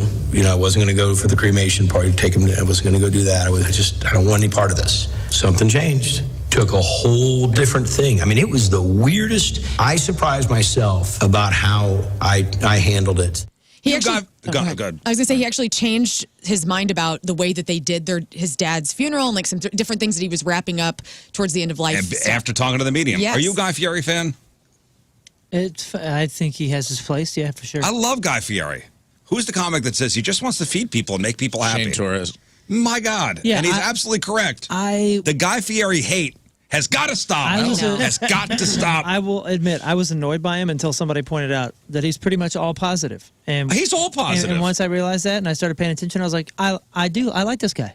We're different styles, but I really like him. That's Torres's whole bit on Conan that where he was like, just because he looks like he stuck his finger in a light socket while drinking a Mountain Dew. He's like, well, from all I can tell, he's following his dreams. And wants to And he does all this. He like donates pretzel makers. He's like, he features small businesses that would never get national advertising. Yeah, which- Now, sure, he's maybe promoting unhealthy food and, No.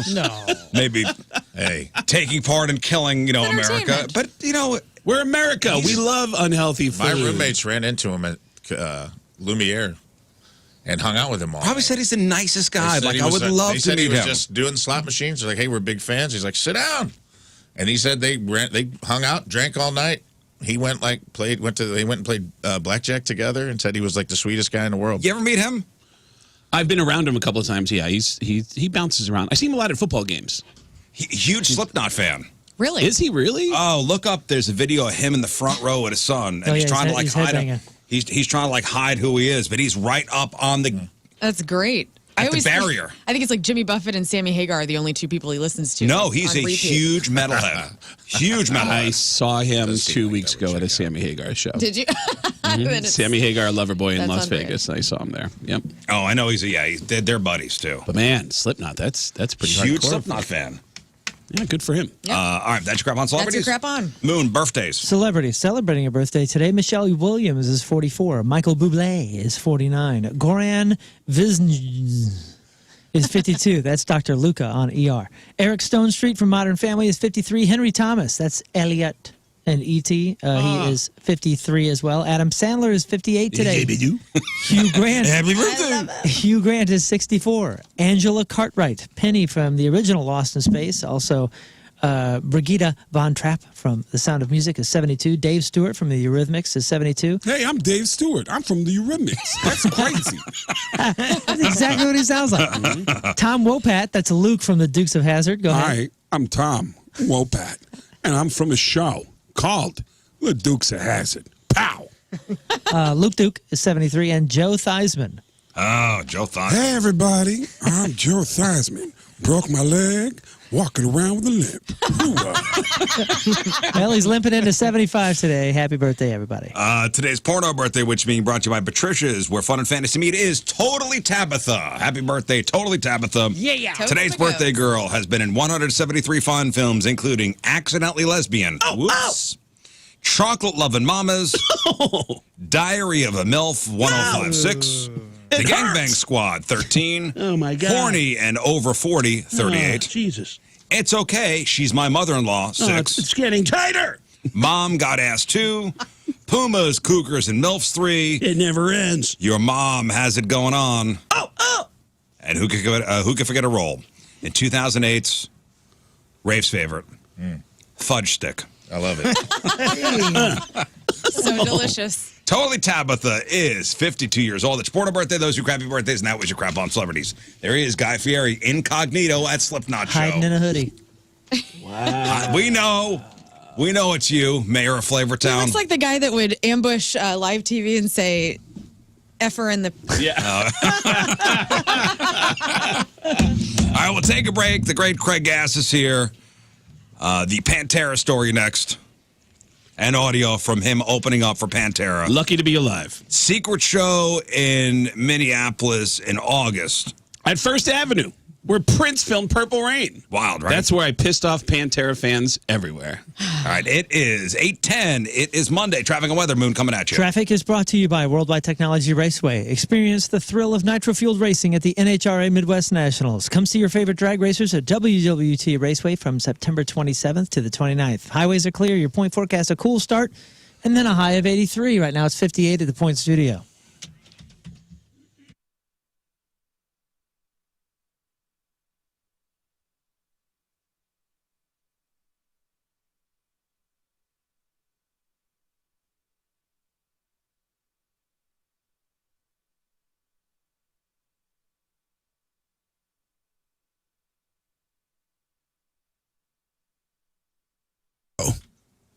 He was talking about risotto. I get it. And he's a big guy, and I didn't want to correct him. It's so good though, risotto. No, So see? good. See, that's what S is. My last name's with Z's. Oh. It's a Zika. And I felt like saying, like, oh, I'd never heard that before. But, again, he's a nice guy. Yeah. Chris Jericho. The great Craig Gass is here. See him at the Funny Bone, Westport. Funny Bone, Westport. Thursday, Friday, Saturday, and Sunday. Mm-hmm. Clownvis opening up half those shows. Mm-hmm. Which half? Don't know. Friday and Sunday. 2 shows Friday, 1 show Sunday is where Clownvis. Nobody knows. Nobody will ever know. But Clownvis is opening half the shows for me at the Westport Funny Bone. Wait, the Mariners game yesterday? No, I came in and I was exhausted and I was like, man, the Mariners are just so painful. Well, so are the Cardinals. So we were just talking about. I was hanging out with Adam Ray this weekend, who is a fellow Seattle comic. That's a name. Put it in there. Did you guys know he got to throw out the first pitch? He went out in a Cardinals jersey and then he tore it off and had a Mariners jersey on. No, I saw that. Booed. He's like, the whole stadium booed me, but the whole stadium's only 4,000 people. Well, they said there were 41,000 there yesterday, and Get the out of here. Yeah, 41,000 took us. You lie. honestly, baller move on his part, because he's a huge he's a Seattle guy, huge Mariners fan, and he's like, yeah. And he said he picked up Fredbird and was spinning. He goes, I picked up your mascot. saw that. Oh, he went scorched earth. Was, Like he went for the I'm never getting invited back here. Yeah, dude. It was. He said that he goes, I picked up I picked up your mascot. What's his name? Freebird. And the whole audience at City Winery was like, boo! And he goes, I know his name. You pieces of crap. It's Fredbird. He's one of the most famous mascots. And he said he's done this at other games, and he was like, they don't talk. The thing is, like, they stay in character, and he's like, I picked Fredbird up, and on like the third spin around, he goes, okay, man, put me down. He goes, I took it as a badge of honor. I got the guy to actually, inside the suit, to be like, this is enough. Yeah, we know him. You know, the actual guy inside the suit. That's our friend. This is kind of crazy. Half the shows that I'm doing this weekend is going to be Clownvis is opening the show. The other half, I'm just announcing this right now. Oh, wow. Rafe is going to be doing Adam Ray's set. Yes. For the other half. I think you're going to say Adam Ray. Fredbird. He's gonna come out and he's going to say, hey, man, did you guys see Adam Ray last weekend? Check it out. This is what he did. So the first ever cover comic. Cover comic. Right on. Cover show. That would not And be then It'll be difficult because that was a majority crowd work, so it's going to be very hard for me to pull off. And then I'll do Rafe's set. I'll do the nudist set to close out the show. Nice. It's And Inception. we'll both dress as Clownvis. Yep. And do all of his songs. I'm buying my tickets right now. See, it's lies like this, Craig, that get you in trouble. I want to ask Lern female opinion. Go. Last time, and I feel really weird for even saying this out loud, but it's an unusual thing. The last time I was here a couple years ago, someone came up to me after the show and said, hey, it's me. And I said, hey, how are you? And she goes, you don't remember me? And I go, I think and we're talking, and she goes, yeah, we met years ago. And I go, oh, okay. And she goes, yeah, you actually gave me a ride. And I go, oh, I did? And she goes, yeah. And I go, did we have sex? She goes, yeah. And I went, high five. And I high-fived her. Is that offensive? Did she high five you? She did. It's all is good. If you didn't get the high five, then yes, it would have been offensive. Okay. But no, she played right along and sounded like you ask gave if her the you were ride of good? her life. Did you high five the little kid right beside her? the little glasses. This is Forrest Jr. She described a night where clearly I was on fire, and I have barely any memory of it. But yeah, so it sounded like it was. So it was a lovely night in St. Louis, whatever that was. Apparently, yeah. So I wonder when that was. apparently it was 15 years. Oh no, I was still doing coke. So close to 20 years ago. Wow. Mm-hmm. So, yeah, I know how long Mitch has been gone by how long I've been in recovery. Yeah, because you are clean and sober. I had to be. I had a heart attack, so. At what age? That'll do it. I had a heart attack at 32. Damn. All right. Yeah, baby. 32. 32 years old, had a heart attack. Yeah, that'll do it. And that was from cocaine. all the damage you did to your body. Yeah. Cocaine's a hell of a drug. Yeah, man. It's great. The first year that I got sober, 7 of my friends died. All comedians. 4 drug overdoses, 3 drinking and driving car accidents. Mitch was the first one to go. Mitch Hedberg was the first one to die. He died, I think he died on like March 30th of that year. And then the news didn't hit until April 1st, and so people thought it was an April Fool's Day joke. Oh, wow. Nobody believed it, but yeah. Lucky to be alive. And then I almost get murdered. Yeah, he passed away March 30th, 2005. Wow. And I barely survived opening for Pantera. Yes. And and that happened last month. 2 weeks ago. Yeah, I got the exact date. It was at First Avenue in Minneapolis on the 15th of August. 3 weeks ago. So 3 weeks ago. And I talked to you last week, and you had mentioned, like, hey, man, I opened up for Pantera, and I had seen some kind of statement that Pantera had issued. Well, first I told you I had the gig. I remember texting you saying, hey, you're not going to believe this. Right. I texted a guy from Pantera and said, hey, I'm going to be in Minneapolis on Thursday. Do you want to hang out? He said, I can't, because it looks like we're going to do a surprise show now at First Avenue. Nobody knows, but we're going to do a surprise show in this tiny club. And I thought, oh, my God, I hope I can get in. And then after 30 minutes, I texted him and said, wait a minute. Do you want an opener? So you volunteered. I've like an idiot. This is exactly how I did it with Metallica. When you and I worked at K-Rock in New York, Metallica announces they're going to do a one-off show in New York City at this place called the Bowery Ballroom. It holds less than 1,000 people, the Bowery Ballroom. And you can't buy tickets. You can only win them at the radio station we worked at or at Metallica's fan club. And I texted the drummer of Metallica and said, if Metallica had any balls, you would let a comedian open for you. And he called me back and said, hey, man, I talked to James and Kirk and some of the guys, and they said, yeah, come down, do a couple 15, 20 minutes, whatever it is you do. Let's have some fun, huh? You know, and we decided that we've got balls. Yeah. And, oh, dude, by the way, this is mildly offensive, but Lars, excited to introduce me to the other 3 band members, walked me into a room. It's just the 4 members of Metallica and a security guy sitting at a table. And you guys know I'm a guy who does voices. I've always been able to do any voice that I hear because my whole family's deaf. My mom, my dad, and my sister are all deaf. So growing up in that family, I had to learn how to talk by watching TV. Lars walks me into the dressing room and he goes, hey, man, this is Craig. This is the guy who does all the voices, and check it out. His whole family is retarded. I go, they're not retarded. They're deaf, dude. What oh my God! About? Like, yeah, kind of got the story wrong a little bit. Funny Bone, Westport, retarded family. And check it out. Yeah. So he brings me into the venue, and I'm super excited. I am on this night with Metallica. I'm one of the guys. Yeah. I can't believe how cool this is. I just threw it out there like, you should let a comedian. He's like, all right. You didn't really think it through, though. You don't think it through at all. Yeah. I get in. I look at the crowd, and I realize, oh, my God, everyone here is on coke. Like, what am I doing? Everybody's riled up, ready to see. Dude, and they're here for one thing. One of the greatest bands of all time. One of the greatest bands of all time, and they're ready. They're ready. They can't believe they're in the building. So they're pounding beers, they're doing whatever in the bathroom, and they're stoked. They're going to see a very special performance. And now I realize, oh my God, and I'm getting nervous.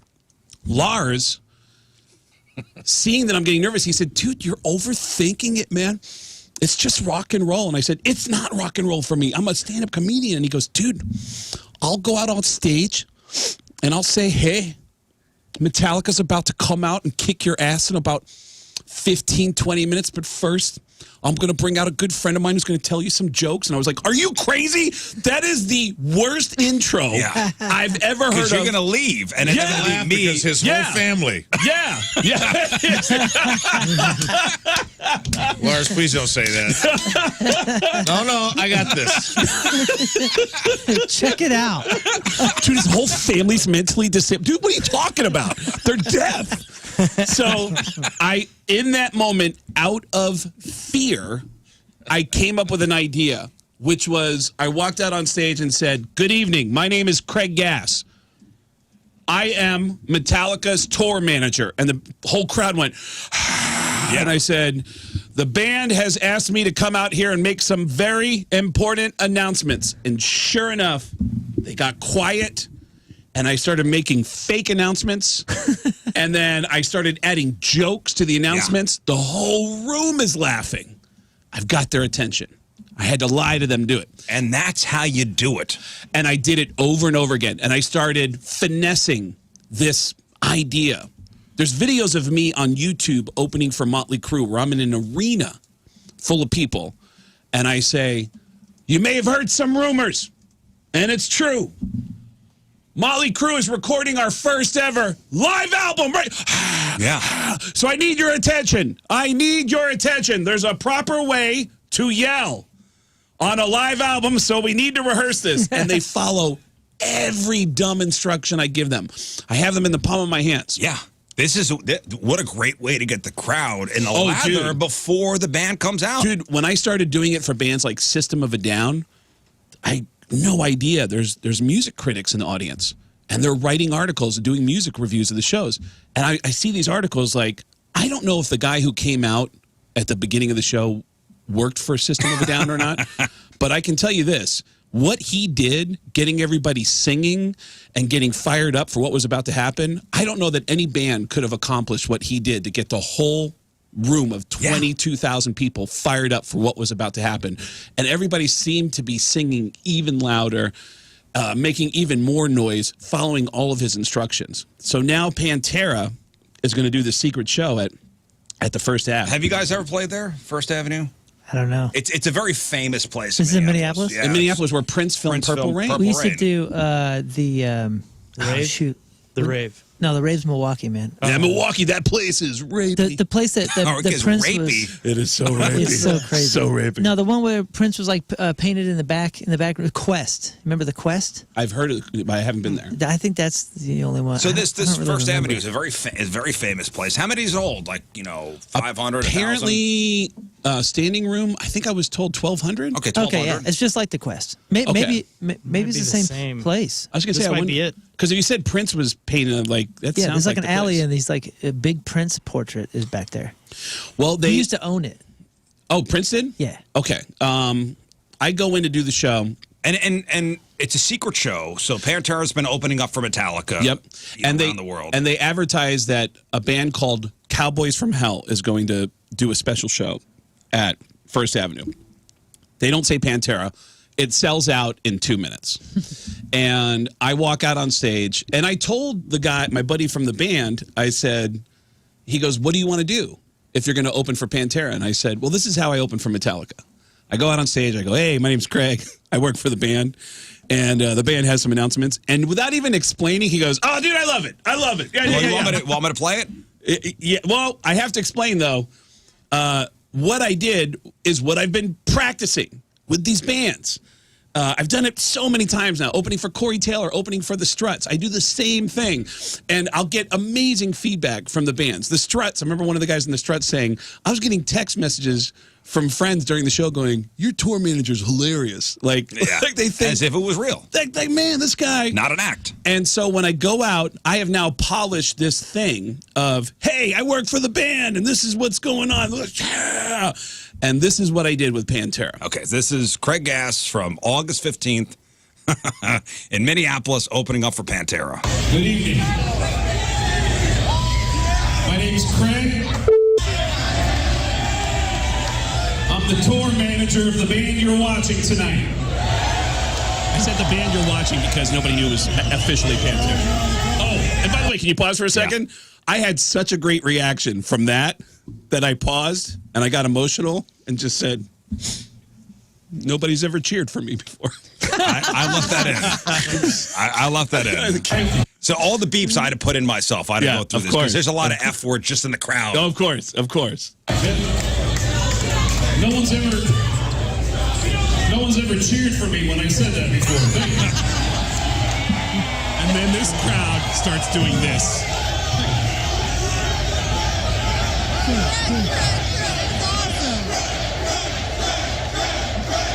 I mean, you're up there. Yeah. I mean, get it in. They've already checked out. They've bought it. They bought it. You're They bought in the it. bag. You're on the way out. Bought it. Hook, line, They and bought it. sinker. They bought it. They've bought Credit it. card, charge me. Yep. Bought it. Can I say that one more time?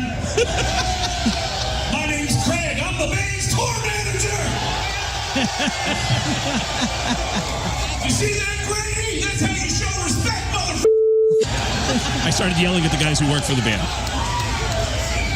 You think I like being on the road 365 days a year? No, I do it because I love heavy metal.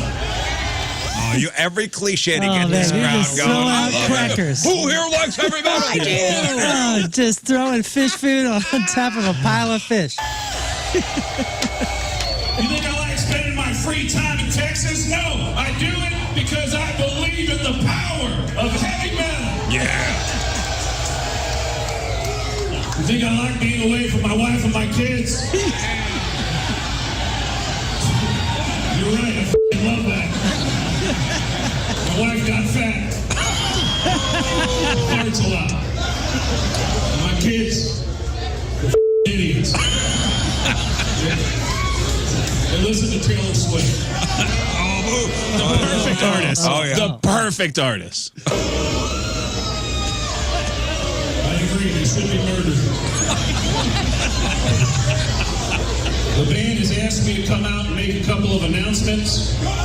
And this is kind of a big deal for me because this is the first time I've ever been asked to make announcements that are good announcements.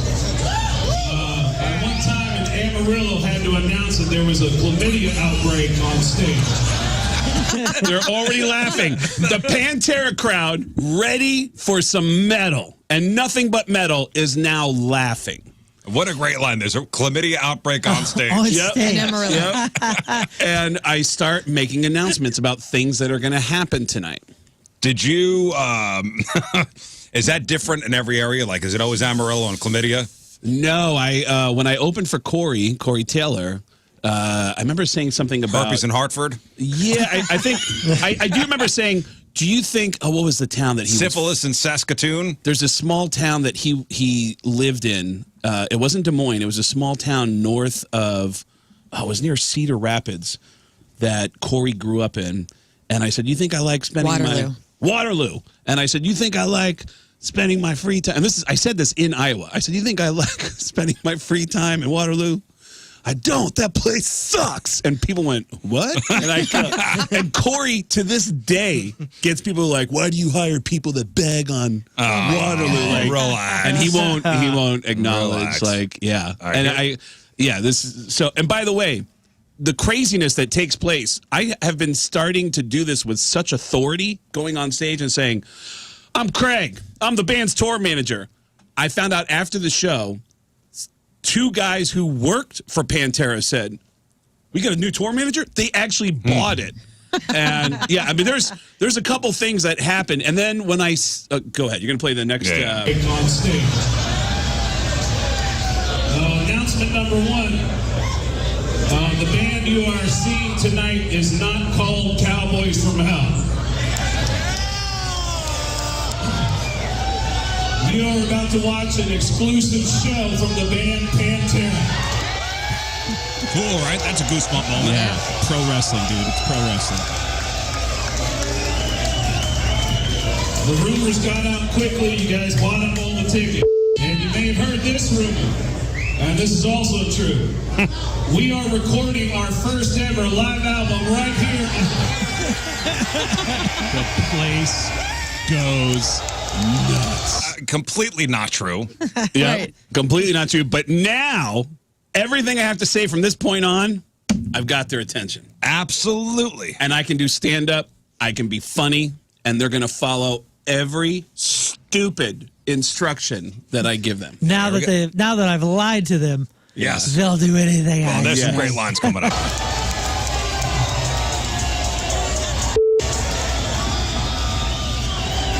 Surrounded by people on meth.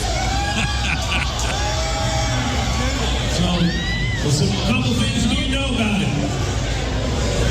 First of all, you will all, for eternity, be heard on a live Pantera album.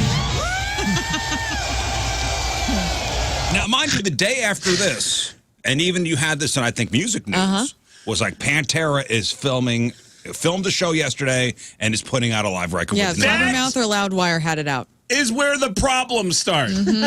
I woke up the next morning, 3 separate texts from 3 different heavy metal website news links. We had the story. Hey, is this you? Question mark. And 3 different articles were written.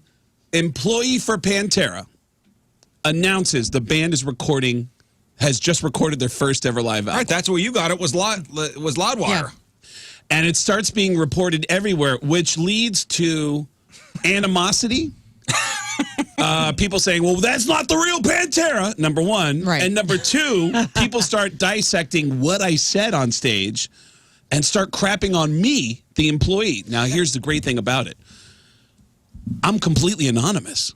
I'm the employee of Pantera. Yeah, nobody really knows who you are. Nobody knows who I am. So I start joining in on all the comments and posting, yeah, that guy sucked. Screw him. And I start crapping on myself while quoting my material from that night and saying, yeah, why did he even bring up the size of Zakk Wylde's genitalia? What did that have to do with anything? I had to cut that out because you said... I said he had the biggest I've ever... In the middle of the recording, I said, hey, a couple things you need to know. This guy, Zakk Wylde, biggest... Well, you went through all the band members. Yes. Yeah, I'll play more. That's the good news. The bad news, you're not going to get paid for this. Welcome to the music business. And then they cheer. Yeah. All right, over here at stage right is our bass player, Rex. This is the only true thing I said, is the next announcement. We have some things we want you to do during this live recording. I don't know how many of you know this. True story, if you've been watching our social media, Rex just celebrated his 60th birthday. True. That's the only true thing I said. This is like real or fake comedy edition. So when you hear, ladies and gentlemen, on the bass, please welcome Rex Brown. I need all of you together to yell out, Happy Birthday, Rex! Can you do that? Let's practice it. I can't do a Phil impression. My Phil impression sounds like Gene Simmons. All right. Right now, on the bass for $60, please welcome Rex Brown. They're eating out of the palm of my hand. On the drums is our brother Charlie from New York. They're getting fired up for each introduction. Charlie is the funniest guy in the band. He will be telling jokes during the show. And when he tells the jokes, he gets to the punchline. All I need you to do is cheer when he gets to the punchline. All right? And we're going to rehearse that. I can't do a Charlie impression. My Charlie impression sounds like Christopher Walken. Here we go. No one's getting suspicious. Right. What kind of a bee makes milk? A booby. Lukewarm. Maybe a little louder. I didn't love that one. Yeah. All right, we'll try one more. Why did Tigger smell so bad? Because he's always playing with broom. I like that one. There you go. Who's the biggest Pantera fan in the crowd in the front row? What's your favorite Pantera song? You're all yelling at the same time. Whatever it is, can you sing? Even if they start singing Purple Rain, will you sing Purple Rain? I forgot I did this. I had the whole Let's hear Pantera. it. Purple Rain. At Prince's place. Awesome. And when they say, read,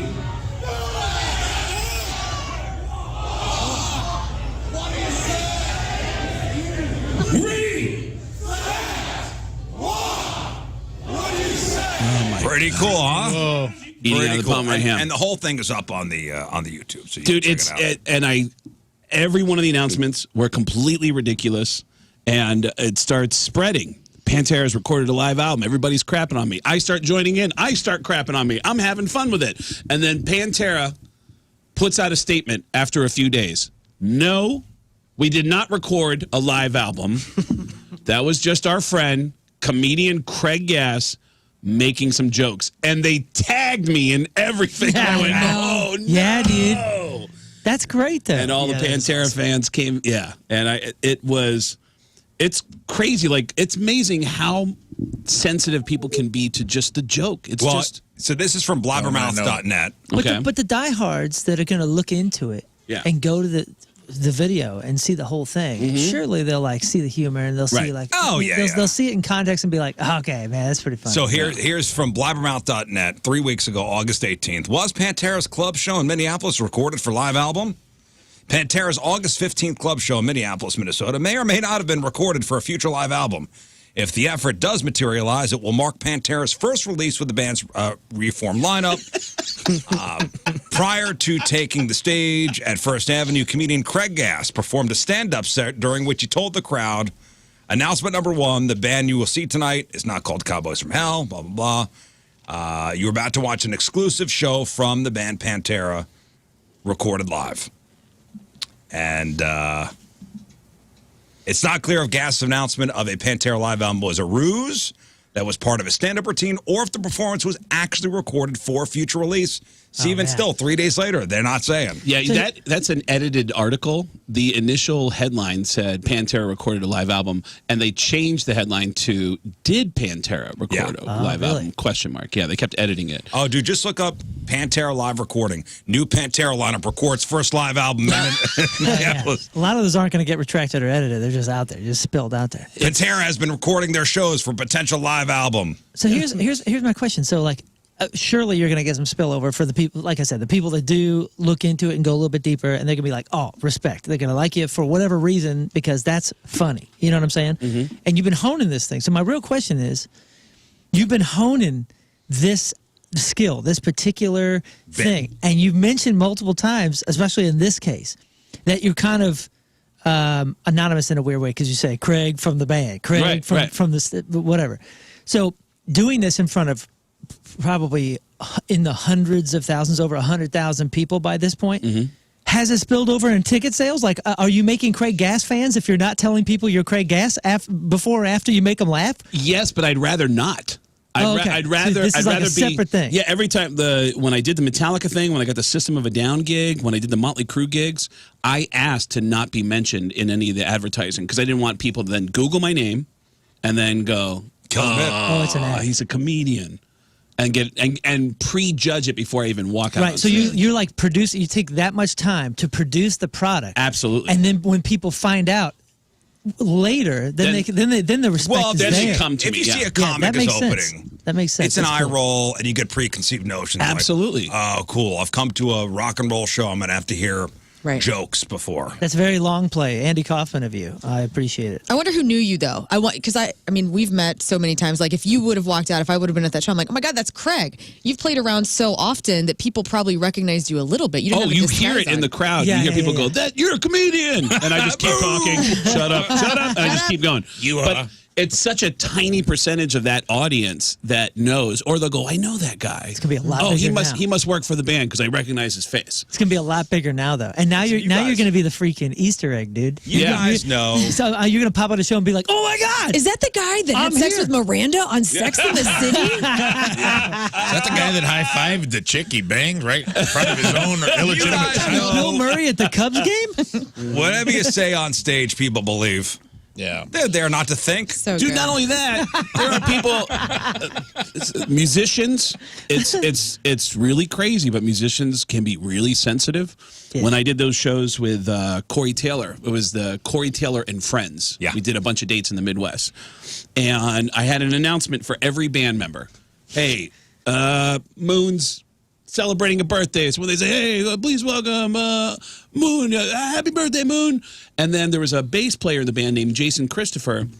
And I said the same thing I said about Zach Wild. I go, Jason has the biggest I've ever seen. Like, dude, this guy's, he's got, like, it has an elbow in it. Right. Like it's that was the line you used, actually, for and Zach Wild. And then I get off stage, and that guy from Corey's band came up to me afterwards and said, hey, man, can I talk to you? And I go, yeah, what's up? And he goes, are you mad at me? And I go, why do you think I'm mad at you? And he goes, because you made jokes about me. And I go, I said your penis was ginormous. And he goes, yeah, are you mad? And I go, I said your penis was enormous. To the And he rest of goes, us, Like books will be written about it. he goes, yeah. And I said, it's you have the most legendary penis. And he goes, yeah. So are you mad? And I go, why would you? And he couldn't wrap his head around. He goes, you singled me out, and I said, I singled everybody out. Yeah. If it was this room, I'd be like, hey. Moon, huge penis. Lern, she's got here. Here's My the thing balls about, are massive. Yeah, yeah. Massive like, balls. I made something about so that as the show went on, and it's crazy as the show goes on, and they go, please welcome on guitar Zach Wilde. Show us your penis. Like they do it. Yeah. They actually yell out everything I told them to do. So the next show we did, I just said on the bass, Jason Christopher. When they say on the bass, Jason, everybody yell out.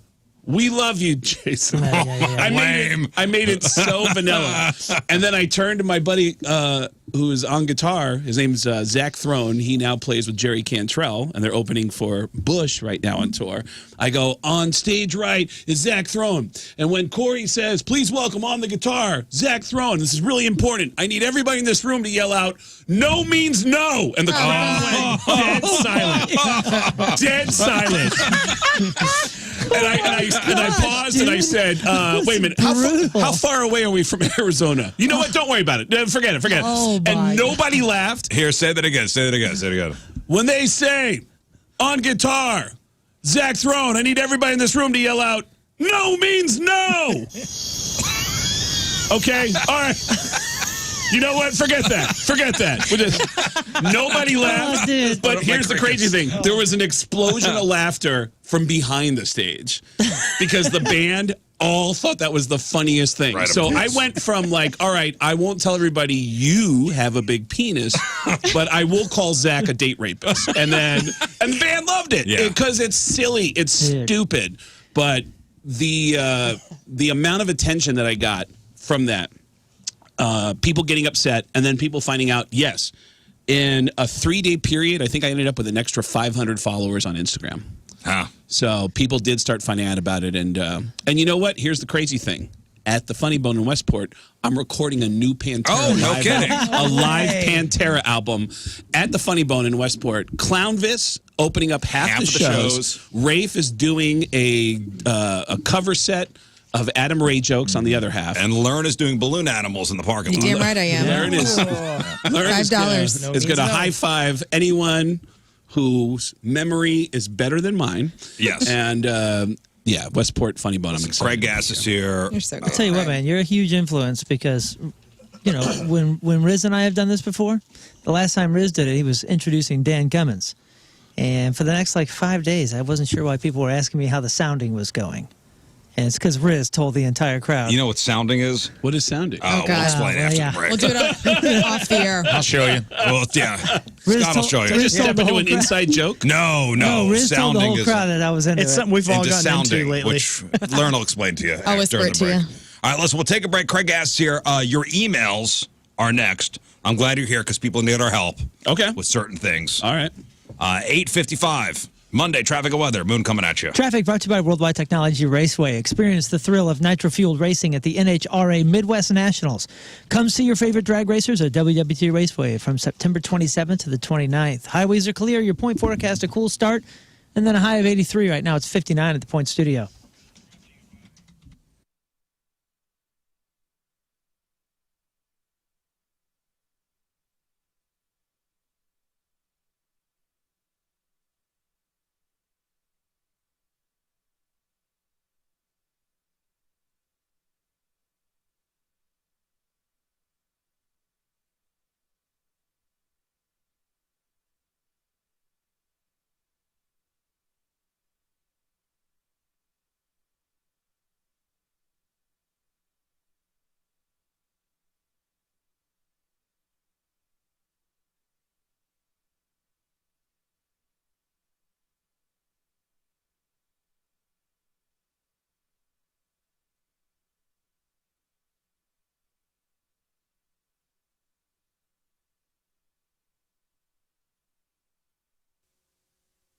Hey guys, this is Bert Kreischer. You're listening to the Rizzuto Show. Hey Rizz, happy birthday.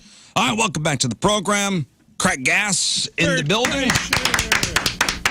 Bert and I did a Super Bowl video this year from Las Vegas. Me and Bert and Carrot Top. It's at the website getgas.com. You can see the video and the links for the shows this weekend. That Bert Kreischer is so hot right now. Dude. So hot right now. It's so weird to see friends get huge and still be the same person. Like, Bert's always been that guy. You know? Yeah, he's always been cool to us. We've had him on a bunch. Tom Segura as well. Mm-hmm. Yeah, we had both those guys on, I'm talking months before they blew up. Yeah. Like, they came through doing, Helium or Funny Bone, and then now they're doing stadiums. That's what I'm saying, man. This weekend will be probably the last time you'll see me at the Funny Bone. Right. Because I will be touring stadiums, opening for Clownvis. Like, Clownvis is doing... Clownvis is opening this weekend. Next year, Busch Stadium, me opening for Clown. I mean, dude, it's intimate. Yeah, get in. Intimate. Get in while the getting's good, See it. So you could tell your friend you saw, Craig Gass at a small place. Yep. It'll be the last time you see me do Adam Razak in a small venue, too. Yeah, absolutely. Rafe is opening half the so half the shows. Clownvis is doing Friday and Sunday. He's opening the shows. Mm-hmm. Rafe is doing a cover set of Adam Ray material for the other half. Mm-hmm. I mean, it's going to be amazing. And also encore performances of Bob Newhart's first album. Oh my gosh, really? Yep. I'll do my third set as Christopher Walken, just straight up. Excellent. The whole thing. Excellent. I will come on stage as Christopher Reeves. Dude, can I tell you a quick Christopher Walken story? Sure. Do you remember Kamal from the Jerky Boys? Yeah. Did you ever run it? He was always at concerts in New York. I'm sure. Kamal told me an amazing story about how he has a friend who's a wannabe actor, and he's always scheming on how to get into Hollywood stuff. And this story is like almost 30 years old. He said that his actor friend called him up and said, dude, I just found out that there's a bar on 26th Street where, like, every Tuesday it's like a thing where, like, actors and, like agents and, like, casting people hang out. It's like an industry thing. Yeah. Let's go on Tuesday night. And Kamal thinks this guy's kind of a joke, and he goes, yeah, let's go. Whatever, man. Tuesday night, they roll up to this bar where apparently there's going to be all these famous people and industry people. Yeah, hanging out. agents, producers. Yeah, it's where you get discovered. It's where you get discovered. They walk up to the bar, and Kamal said, laying on the ground in front of the bar with a bloody mouth, Christopher Walken. What? He just got in a bar fight. No. In this bar, and he's beat up, and he's laying on the ground. Kamal's friend Jeff actually does this move. Chris, are you okay? Oh my God. Hey, I'm Jeff. I'm an actor. Do you remember a girl named Colleen? That's my sister. She used to work with you, Colleen. And Kamal goes, Christopher Walken is literally picking up blood off his mouth, and he goes, what's your name? He said, Jeff. Jeff, I want you to turn around. I don't want you to get out of my face. And I'm going to make sure that you disappear. And no one's ever going to see your face again. And this guy, Jeff, goes, okay, all right, can I give you my reel? No, okay, no, okay. Watch it. All the way to the end. The dude is committed all the way to the end to, like, getting his name out there. Oh, I love and that friend. Like that. Is Brad Pitt. Come on, let's be honest. That friend was guy number one. Jonah Hill. Who will be opening for me at the Funny Bone in Westport this weekend. Thursday, Friday, Saturday, Sunday. Jonah Hill's a West Coast. Down on the landing here in St. Louis, there's a little burlesque theater called the Royal Dump Theater where they do like the kind of the burlesque, like the night's name is sirloin. Yeah. It's like everybody's eating like dumplings, old stuff. Everyone, it's very much like body Renaissance.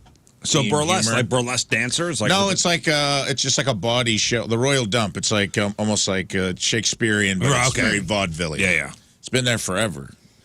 And the guy gave us a tour when I went down there, and they're like, "Do you recognize this guy on the wall?" And he looked like Scott Weiland, dude, just a hollowed out, white face, gaunt. I'm like, "Oh man, this guy looks terrible." And he goes, "That's Christopher Walken." What? This was his first acting job. Was at the Royal Dump Theater. Huh. doing it's stuff where they come out and it's like, the barmaids, the bar wenches are like lifting up their skirts and doing all kinds of. Wow. So that was his first acting gig ever, was in St. Louis down at the Royal Dump Theater. I mean, he looked like he was about 18 years old. I can't believe that this is even possible, but you triggered a bad memory when you said the landing. I completely forgot. 20 years ago, one of the first shows I ever did in St. Louis was at a place that was open for a year or two. Laughs on the Landing. At the Landing. And I remember doing a show. The Cardinals were in the playoffs playing the Mets. And didn't think anything about that. Didn't think anything about the proximity of Laughs on the Landing. Right down the street from I had no idea. But Aerosmith and Motley Crue were in town with a day off that day. They were doing a show the next night in Maryland Heights. So a bunch of guys from Motley Crue's crew and Aerosmith's crew came to see my show.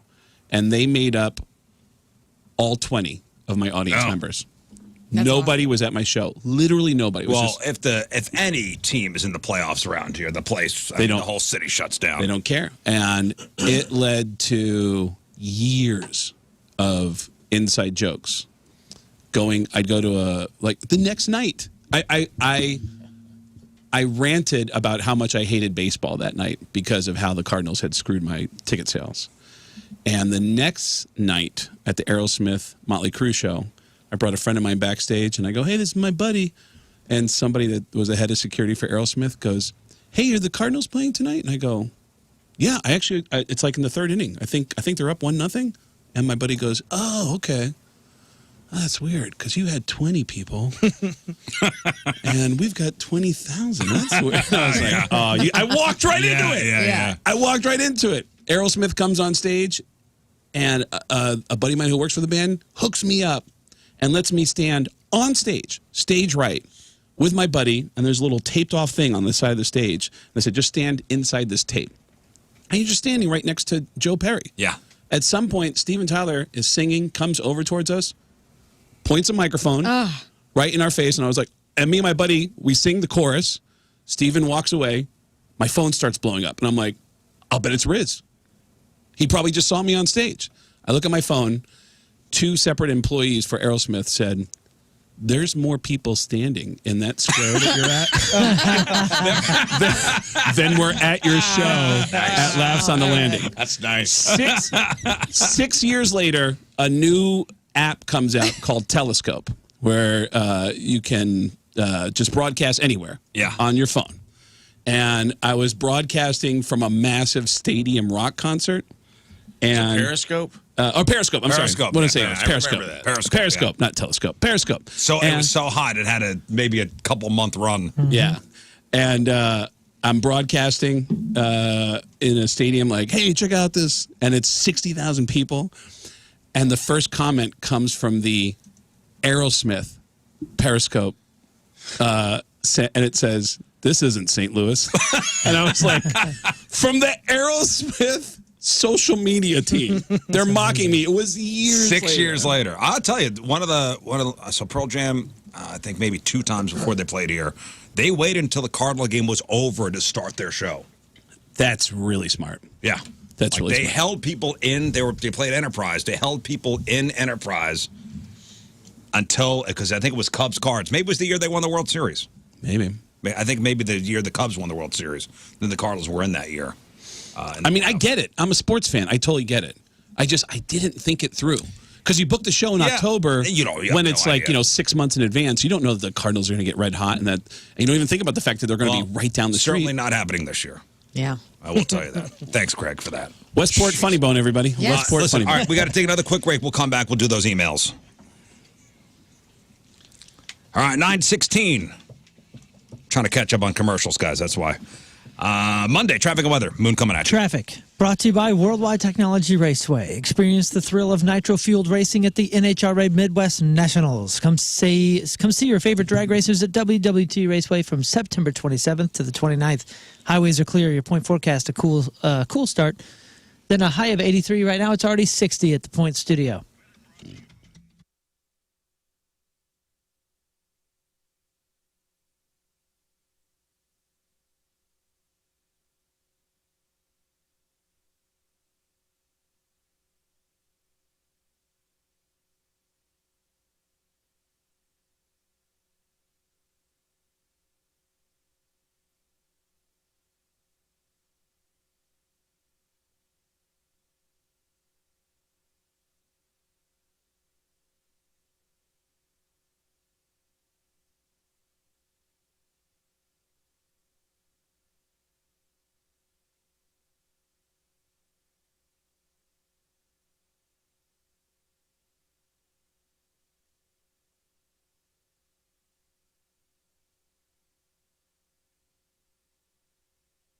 the point.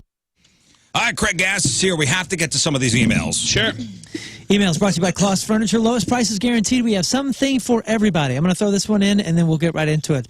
The first one is just, thanks a lot, guys. We were talking last week about a surgeon that removed a spleen or removed somebody's liver instead of a spleen. Oh, did you hear that story? That's a really messed up story. Killed the guy immediately. Guy went in, I mean, really, didn't even really have to have a major surgery. No, he had a cyst on his spleen. They thought they were taking out his spleen. It wound up being his liver, and they said it was a catastrophic blood loss death on the Yeah, that guy was an idiot. table. He was already being investigated for a botched surgery a year before. So no, you don't have to worry about that. Like this emailer says, thanks, guys. My 2-year-old son is having his spleen removed on Monday. That's today. That last news story, that's the last one that I needed to hear. I already verified. I already verified that it's not the surgeon's birthday now. I guess I need to make sure that he knows his left from his right. Pretty crazy timing. Love the show. Love the addition of Rafe and Lern. 6 out of 5 stars. Ben. Well, okay. I hope everything's okay. Everything's fine. It's gonna be great. It's going to be great. Sending you the vibes. When a surgeon has a surgery scheduled for their birthday, notoriously more mistakes are made. Isn't that wild? When it's the surgeon's birthday? When it's the surgeon's birthday. Because they went out and... I don't know, but Who also knows? today is September 9th, the day Most people are born. Right. You are killing this guy, dude. What are you doing? It sounds like the guy emailed or got some information. Yeah, he that's asked. all good. Stop reading things. Whoa. Whoa. Hey, if you are going in for surgery, do not listen to the show on your way to the No, or on the your way to airport. hospital. If you're going to the You airport, should know better. We're nothing but bad news. I hope everything's okay. I hope your son's okay. It's going to be fine. just be careful out It's going there. to be fine. It's gonna be great. I did meet some at Jeff's at the Zero Walk Saturday. I met some people at Boeing that would like us for us to make the distinction that they do not do the commercial airliners here in St. Louis. Oh, Boeing? We talk about the planes coming apart in the sky so much. Yeah, there is a big Boeing plant here, but He's like, they're going to make me turn it off at work. He's like, I listen to you guys at work, and they're going to make us turn it off if we don't start. hey, shout out to Boeing, by the way. Yeah, shout out to Boeing. But, hey, if you guys aren't doing anything wrong, you can keep it on. The main headquarters up in Seattle. That's where you're from. It is. That's where well, I'm from New York, but my career started in Seattle. But yeah, I mean, you got a Mariners hat. I associate you with Seattle, I think, more than anybody else. Yeah, people think I live in Seattle, and I only lived there for 5 years. But I'm from New York. I grew up 10 miles from Yankee Stadium. That's where I was born. And I loved the Yankees until I started attending Yankee games, and I just thought, these people are animals. I saw the worst behavior at Yankee Stadium, and I just thought, I can't be a part of this. And I defected. I was 8 years old. I remember looking at my mom and saying, "This stadium is loaded with a-holes." This was the 80s, right? So, yeah, that was a bad time for the Yankees anyway. Everybody was angry. It was, those are the Bronx Zoo, Bronx Zoo days. Yeah. They would just beat people up just for wearing hats from other teams. I don't know. I always associate you with Seattle because, first, I mean, you're a Mariners fan, you're a Seahawks fan. Yep. You're friends with Pearl Jam. So what else? I did a tour with Alice in Chains. Those guys. It's got Seattle through and Mr. through. Seattle. Yeah. Mr. Seattle. He hates the Kraken, though. The Kraken. You don't like the Kraken? I live in Vegas, and I'm a big Golden Knights guy. Okay. So I'd love to go to a Golden Knights show. Have you been to the Sphere yet? yes, I saw you two do it a couple times when they go see the Eagles. Sick, right? Wasn't it That's the coolest? amazing. It's so freaking I had sick. a buddy, had dinner with him this weekend, went to go see the Dead there. Did the Dead and Company show there? Yeah. He said you don't have to be a Dead fan. He goes, It was it was mind-blowing. so amazing. And everybody was out of their mind on psychedelics. Hell yeah. Every single person in that Sphere. A few weeks of just absolutely annihilated people within a 3-block radius of the Sphere. Yeah, they did Fish. They did, or the Eagles are there now, I think. Eagles start. They only in do a couple animals weeks. now. It's the animal a year of the animals. Yeah, it's an amazing venue. It's really crazy. Next. Good morning, gang. Rizz, did you and Craig meet initially when you were interning on Howard's Turn? I remember seeing Craig on there during the nightly entertainment replays of that morning's Stern show. But were you interning at the time? Did you guys overlap? I never saw you on camera. Y'all had me rolling during the Crocodile Dundee recap this morning. 3.5 out of 5 stars. Ray. I worked in promotions for the radio side of things. This is actually a funny story because you remember when I would say hi. What? It was always like, so You got any movie passes? Oh or yeah, anything? yeah. Like, Craig would wander back looking for free stuff. Yeah. I was broke. We were all broke. Yeah, and I You were was looking like, for movie passes, CDs, DVDs. We had a lot of porn too. Did you really? Well, remember in the kitchen? He plays that one off. I don't remember that. Did you really? How did I? You remember in the kitchen? They used to put like boxes of, because he would send it to Howard. Right. That is one crazy thing is so many people would send free stuff to Howard that they would have to register everything and make notes of and then give it away to people. Like, who wants this? It was crazy the amount of stuff that was being sent. I would get stuff sitting in on the show. And yeah, but I would always, that's what comedians do. There's a great story about a buddy of mine we were talking about Gilbert Gottfried, and he said that Gilbert Gottfried came in and did an appearance.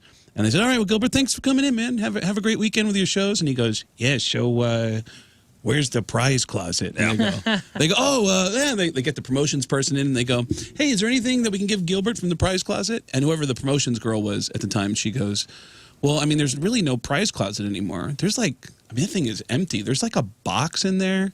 It's like, it's 50 VHS tapes of the entire history of the World Wrestling Federation.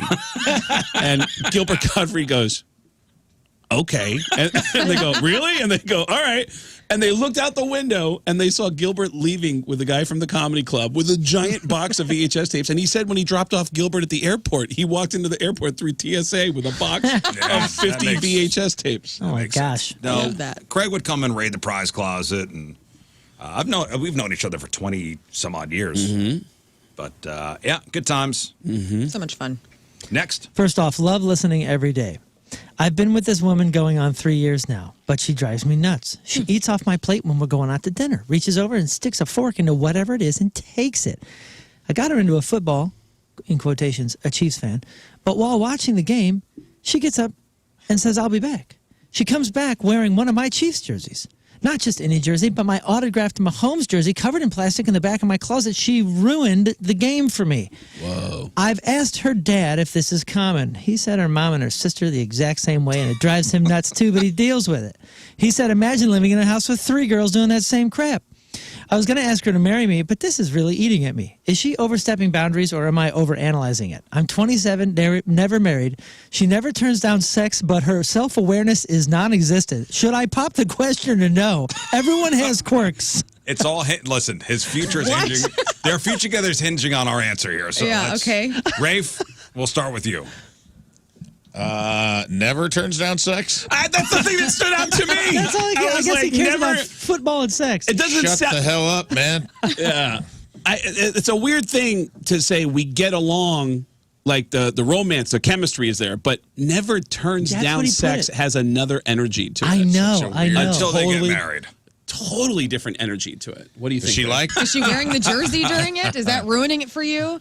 What's the problem? What's the problem with the jersey? She eats off his plate, Lern. There's 2 problems. Okay. One is, for whatever reason, it bothers him that she reaches over with her fork and eats off his plate. All right. The other problem is he's the fan, and she's trying to empathize and be a fan too. Right. So she went into his closet and got his prized Chiefs autographed jersey, took it out of the plastic, and put that jersey on. Is this from Tim Elwell? Can you just double check who this is? Is this Tim Elwell at Outlook.com? No.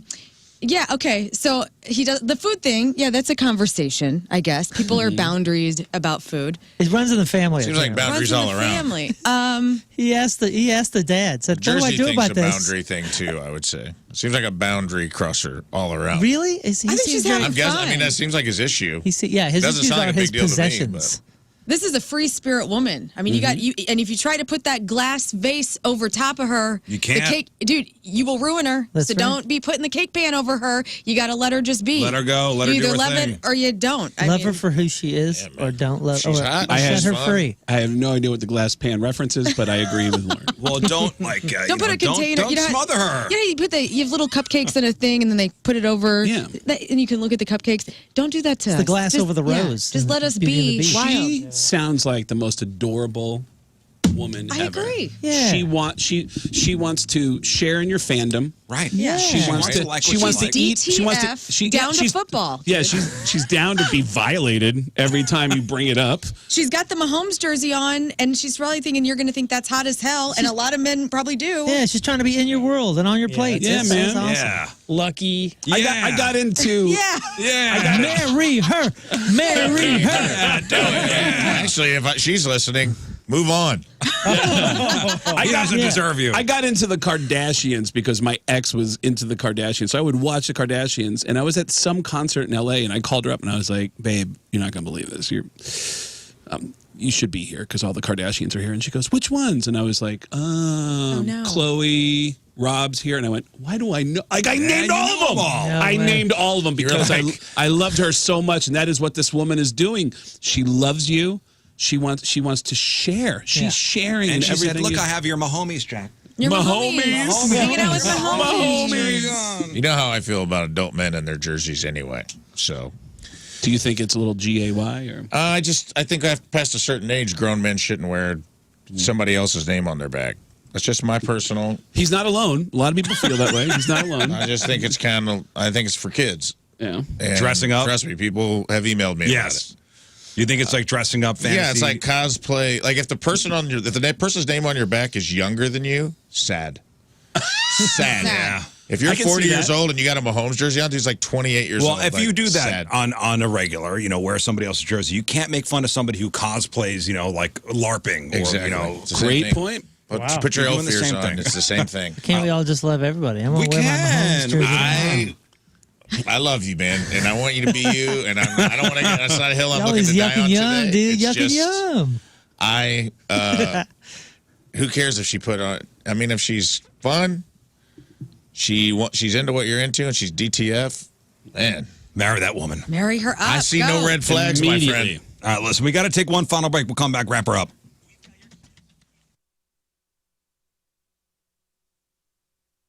And what? For us, Donnie Fandango is next. Make sure you check out the clip of the day brought to you by Michael's Flooring. Moon, what is today's podcast title? Nachine, Gun Larry, and Craig Gass. Machine Gun Larry What? and Craig Gass. That's Whoa. right. Congratulations, you made the podcast Oh title. man, I love it. I watch it. I watch the live stream on YouTube when I'm on the road sometimes, and I just I check in with you guys, and it's just entertaining. I love when you guys set up a game where you hurt each other's feelings. It's amazing. You know what? Maybe you're coming back on Thursday. Yep. Let's do the butthurt game with Craig Gass in studio. Okay. If you really want Oh, to, man. Be in the middle of if it. you really want to be in the middle of it, All right, let's do it. make sure you I check kind out. of don't, but all right. Let's Oh do no, it. you're doing it. I kinda you do brought it. it up.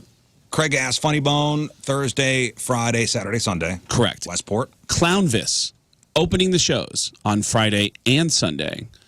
Possibly a tribute act. The other two nights, Rafe comes in, nude, but it's the Westport Funny Bone. Yes. Tickets at getgas.com, getgas with two S's.com, or stlfunnybone.com. You got it. STLfunnybone.com. STLfunnybone.com for the tickets. Tickets are already selling really well. I love coming here. I've had so many great moments here in this town, and excited to be back. It's been a Well, long we time. miss you, buddy, and we're glad you're here this week. Your audience, more than any other radio show around the country. When you come back on the Rizz Show?